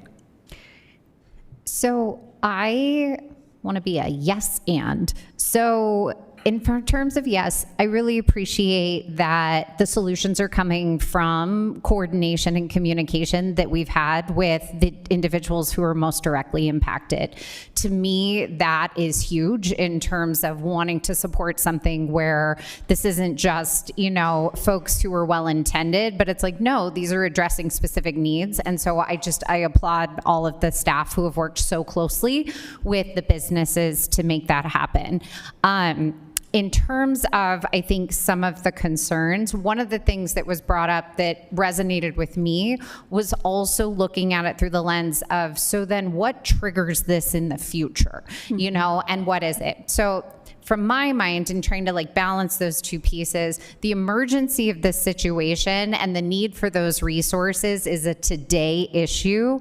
So I am supportive of moving forward with that today, while in tandem for the future, we have a more thoughtful conversation about what are the policies in place that allow us to trigger some of these resources, so that we're not waiting for the next disaster to then be like, oh, is it going to happen again? Is it not? And then the community has a better expectation of what types of resources the city steps in on. So that's just a request that I have, in terms of let's move forward, let's meet the need that exists today, and let's have a conversation about what some of those parameters look like in the future when it comes to some of these existing city programs and funds. Personally, I think as a department, we would appreciate that guidance too, because even though the program is being prepared for emergency, we would like to have those parameters put into place as well. Okay. Councilmember Lopez Chavez, did you have another question? No, it was just asked if there was language on the contingency that we'd like to provide. Collateral? So I just wanted to suggest if there's language we can explore that where the loan can be applied, not just to those specific addresses, but to limit it and explore. I know there were businesses that were not affected by the fire on Main Street that have concerns, but just wanted to reiterate the importance for every dollar amount in this loan to be exercised to the affected businesses within those parameters between 300 South and 400 South, however we want to limit those addresses. So just to restate, just so if I'm hearing right, are you saying you would like staff to work on some language to make sure that the loan program is not just limited to the businesses that burned, those exact addresses, but any business that had ancillary damage because of that incident? Is that what you're saying? No, that Oh, I wanted sorry. to I would propose limiting it to the businesses that are affected, that need the gap financing. Got it. Thank you. Those are the businesses that have been listed prior, but I see businesses that are, for example, Felt it didn't suffer extreme damage from the fire or smoke damage, but did receive losses. So I think it's important that we do limit it to those capacities. So, I'm confused. Yeah. So are you trying to say that businesses like Felt should be allowed to apply for money or not? Yes, that they should be allowed to apply for money. Wasn't the proposal as presented to us in the small group meeting acknowledges that this could potentially allow businesses affected by this Yes. fire to access some funds? Yes, Yes. that's correct. I think that's consistent. I think what Councilmember Lopez Chavez is asking for is part of the proposal. Okay. Okay. Any other thoughts, direction on this? Mr. Chair, I would like to echo the Councilmember Young's framework needed here. There is obviously there is a general feeling that we need to support, and we want to see something happen, but we are working in a space that has been new, and we need the policy to protect our community, also to ensure that there is clarity and clear expectations for the future. Okay. I think I share those as well. Anyone else? Okay. Thank you so much. Thank you so much. Still have the two other items. Oh, sorry. One that needs a straw poll. Sorry. That's So right. the second one is fairly quick, and I think Greg can answer any questions. It's just the barricades for pedestrian safety. Do council members have questions, or could we ask for a straw poll on that item? I would like to suggest, propose a straw poll to support A3, public right-of-way safety, to up to $80,000 from the general fund. Okay, that's thumbs up. My hand is up. Okay. Thank you. All right, that is unanimous with Councilmember Petro temporarily absent. And what's the next item? The last item is the proposal for rental assistance. This would be $100,000 coming from the Funding Our Future RAFT program that the mayor mentioned, which was displacement assistance. Tammy can give a brief overview. Thank you. As Leahua just outlined, it would be rescoping $100,000 from the RAFT program to a rental assistance program for the Main Street Fire employees who have lost income. Just as a reminder, the RAFT program was first created with FY24 Funding Our Future funding. And as we spoke about in small group meetings, the program actually hasn't been accessed as highly as we thought. And so we are currently looking at the parameters of that program, doing an analysis of whether we wrote the parameters too narrow or whether it's more of a marketing issue with deploying the funds. A note, it's CDCU who is currently administering the program. They are also administering a tenant assistance portal that the city put together, and that is actually being well utilized. A lot of people go and use that resource every day. So it's the rental assistance portion that is a lower utilization rate. So currently there's around 300,000 encumbered with CDCU. We're proposing to rescope 100,000 for the Main Street Rental Assistance Program. It would be application-based, so it wouldn't be dispersing the funds to all of the employees. The employee would have to apply. There would be eligibility parameters, including that the applicant must rent a house or an apartment in Salt Lake City, that they must have a valid lease agreement, and they must be on the lease, and that the applicant must have lost income due to the Main Street fires with at least a quarter of their household income coming from that employment. We're limiting the assistance to full-time employees would be eligible for 2,000, part-time employees eligible for 1,000. That's not a lot of money. It's not ongoing rental assistance. It's meant to be a one-time payment to help stabilize their situation while they seek other employment. I should note that persons who live in public housing or that have a Section 8 voucher wouldn't be eligible either because that voucher would cover their rental assistance. So that's the parameters we put together. Can I answer any questions?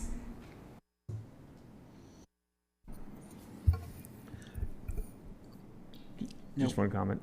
Oh, what? Just a comment. Go ahead.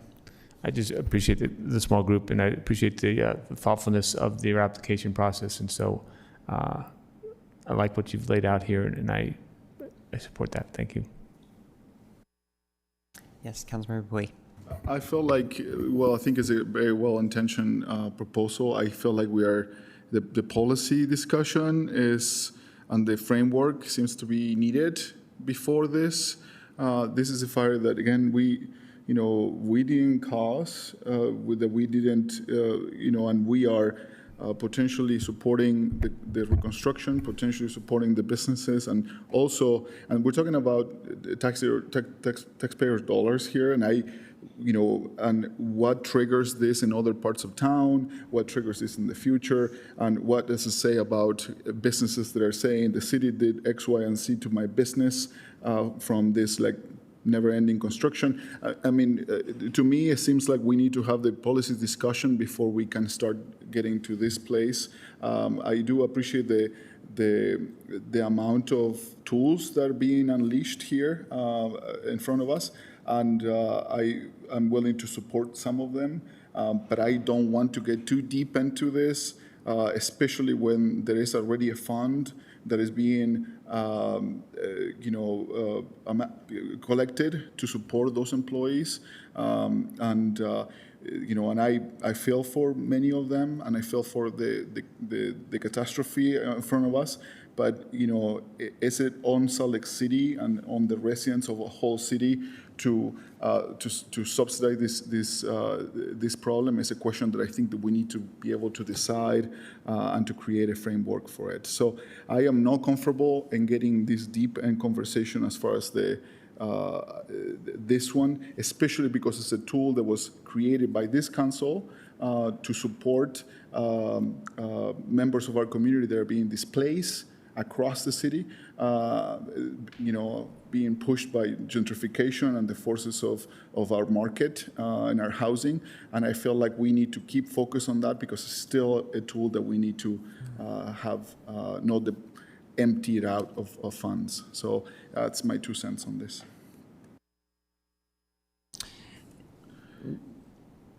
Yeah, I'll just add that I guess my concern also is that when we created this tool as part of our anti-gentrification and anti-displacement plan, we've thought really carefully about obviously the need for renter support and affordability is a huge area and a need that we as a city could never fill. And so we had to be very strategic in saying where can we take an investment and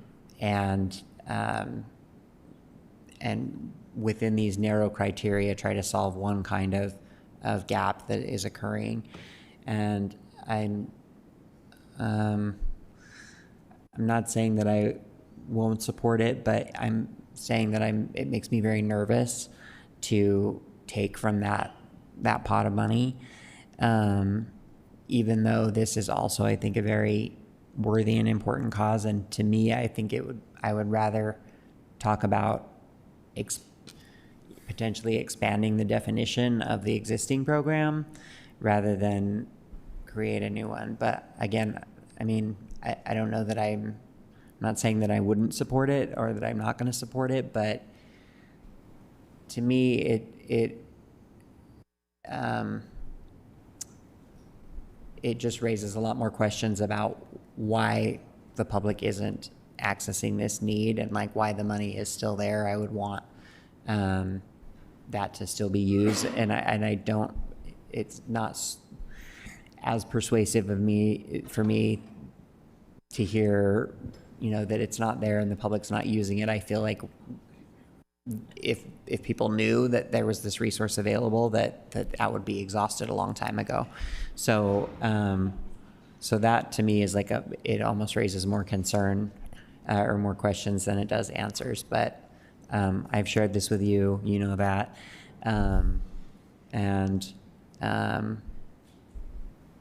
yeah, if there's a way to fit this into the existing framework, I would be more comfortable with that. Mr. Chair, if I may. Yeah. We talked about this in the small group meeting, but before the fires occurred, we have been in CAN preparing an update, analyzing, I'm sure you remember the placemat that we talked about a lot with TIP, and that had short-term action items and dates. And so we've been analyzing all those action items and are preparing information for you. And looking at the RAFT program is one of those action items. And just for transparency's sake with the public, the parameters right now with the RAFT program are that the relocation assistance is available if an individual loses housing because of redevelopment or significant rent increases. So those are the parameters of the current program. Right. Councilmember Dugan. Thank you. I appreciate the conversation here, and I agree with on the policy side of the house. You're probably correct. Just I think Councilmember Young kind of mentioned that also in the very beginning on the very first item about the loans for the businesses. We do have to look at our policy on the emergency loans. This is a gap in this case, and I think it's intentioned that we have a policy discussion and we have some concerns, but that's going to take 6 months to a year to iron out. This is something that would be needed here. This is why I appreciate the thoughtfulness of this, and I also appreciate that we need to have these policy statements, because this is also a one-time here. If our fund balance was at 10%, we wouldn't have that one discussion. If this fund was 0, we wouldn't be having this conversation because we wouldn't have that funding to do this. So I think this is a time that we actually have the opportunity with a small amount of money to help out a very impacted neighborhood in our city, and I think it's well versed. So that's how I'm looking at it at this point. Of course, we have further discussions to go because this is just the first night. Yeah. Yeah, to me though, that kind of underscores the point too, that I would imagine that there are people, every day that have to relocate out of an apartment and possibly out of Salt Lake City for a number of reasons that are beyond their control, and that I think are also very worthy of assistance and that we would want to keep in Salt Lake. And it's sad that that it's going to take us some time to address that, but I wonder, like, between now and 6 months down the road when we finally make that change, like how many people will have already been displaced because of that delay. So anyway, thank you. Mm-hmm. Anyone else have anything on this? Okay, thank you.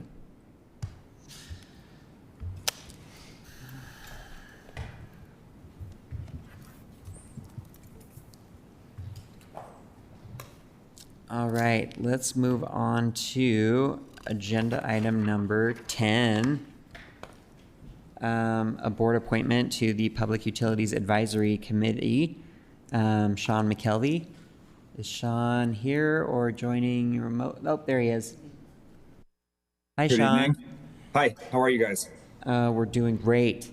So this is your time to tell us a little bit about yourself, and if you're comfortable sharing what part of the city that you're representing on this board, and why you're interested in this board, and yeah, anything else you want us to know or consider. Yeah, absolutely. Thank you for your time.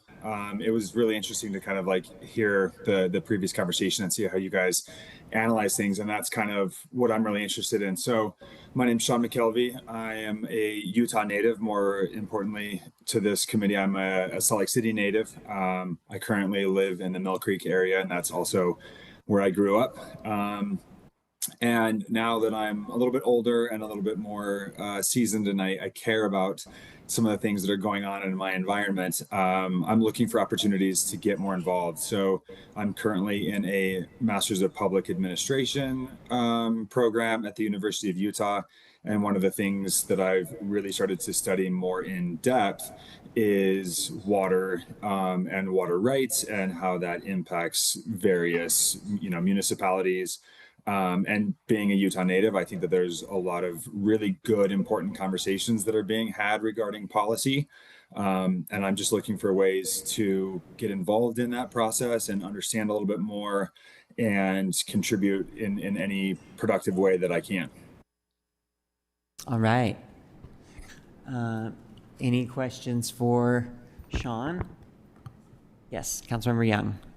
So Sean, I just wanted to say thank you for your willingness to serve, and especially coming from the background related to an interest in the water conservation, which is so important to everyone here at the city, council members, staff alike. We're excited to have that lens. The other thing I just ask is, since you are going through the MPA program, I think one of the things that we always, appreciate is also how are we informing our community about these efforts. And you'll have such a unique lens related to having just been through the process of how are we engaging people? So just really appreciate you considering that and bringing that voice to the table. We're fortunate to have you. Yeah, thank you very much. I appreciate that. I should have also mentioned from a career trajectory, I also currently work for the university as a career coach with environmental and sustainability students and trying to find them jobs currently. Not only in this market, but in this area is challenging. And prior to that, I was a high school teacher for a decade. So being a public servant is something that I very much is ingrained, I think, in my DNA. Thank you. And Sean, we have openings here at Salt Lake City. And so there are many opportunities for you to coach those students right into this public service here. Perfect. Okay. Well, thank you so much for your willingness to serve on this position, or in this position, and on this committee. Yes, committee. We will put your name on our consent agenda for adoption at tonight's formal meeting. You need not be present to win, but you're of course welcome to join us at our formal meeting, either virtually or in person. That starts at 7 o'clock. But there won't be any other discussion or anything like that. It's just part of our consent agenda that we do at the end of the meeting. Okay. As far as the timeline goes, I also have two very small children that I can hear upstairs, a 5-year-old and a 2-year-old. So the 7 o'clock meeting will likely interfere with dinner time, yes. bedtime. So without the ability to join the other session tonight, how might I hear the results of that decision? Well, I think that you being on the consent agenda is a pretty good indicator that you have that you've passed the hurdle. But I'm sure we can have somebody from our staff reach out and confirm. Okay, that would be very helpful. Thank you. Yes, you're welcome. Thank you again for your willingness to serve.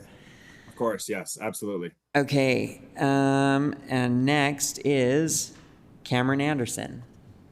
I think Cameron Anderson is logging into the meeting right now. Okay. So we might need to just give it a minute.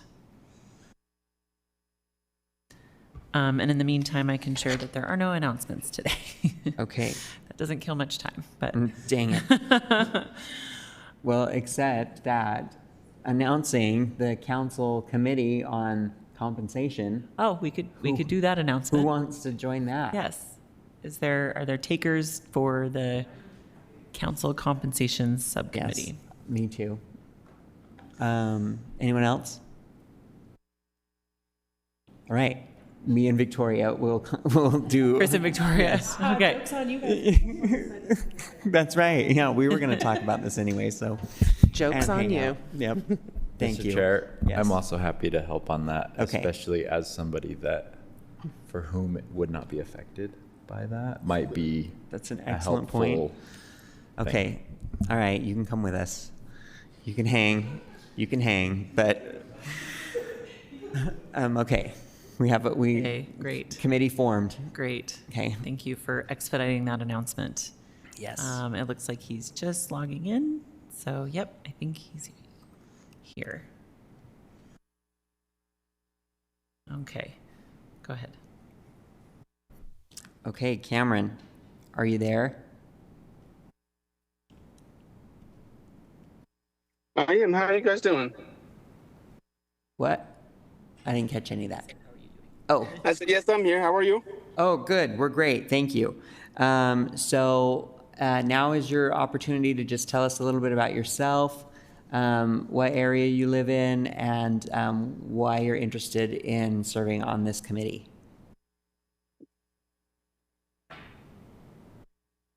Yeah, well, my name is Cameron Anderson. I live here in Salt Lake City. Moved here back in 2005. Currently, I have over 15 years of experience in car wash maintenance. I specialize in water quality here at the car washes, and I manage 12 locations across 2 different states, from here to Colorado. Currently, I'm in pursuit of an aviation maintenance license. I'm enrolled here in our Salt Lake City Community College. And the reason I wanted to get into a public board was just to get more involved into my community. I just have a lot of experience in water, and so when I saw the posting for a board advisor for water, I just thought my skill set would more align with that, and I thought that would be a great place to kind of get more involved with the community and start moving forward with that. Okay, great. Thank you for your willingness to serve. Does anybody have any questions for Cameron? Councilmember Petro. I saw on your application that you didn't know what city council district in. You, sir, have the great honor of being in the best city council district, which is District 1. There's a number, we're number 1. There's a reason we're number 1. So thank you for representing us.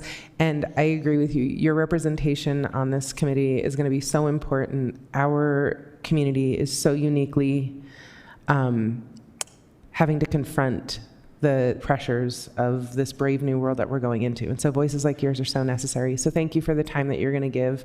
And let me know if I can be a resource to you. Oh, most definitely. Yeah, I just thought with the current trends with the policies in our government, I personally thought that I wasn't doing enough just voting a couple of times a year. And that's what really sought out to, just trying to get more involved. And I thought a board would be a good step for me. Great. Well, we really appreciate it. So we will place your name on our consent agenda for adoption at our formal meeting tonight, which is at 7 o'clock. And you don't have to be there to win, but you're, of course, welcome to join us, either online or in person. But it'll just be part of a list of things that we're adopting kind of in one swoop. So don't feel like you need to be there. It'll just be at the end of the meeting. Oh, perfect. Sounds good. Thank you so much for your guys' time. I really appreciate it. Thank you. Okay. I think that's all. With that, we'll adjourn our work session and reconvene for our formal at 7. Thanks, everybody.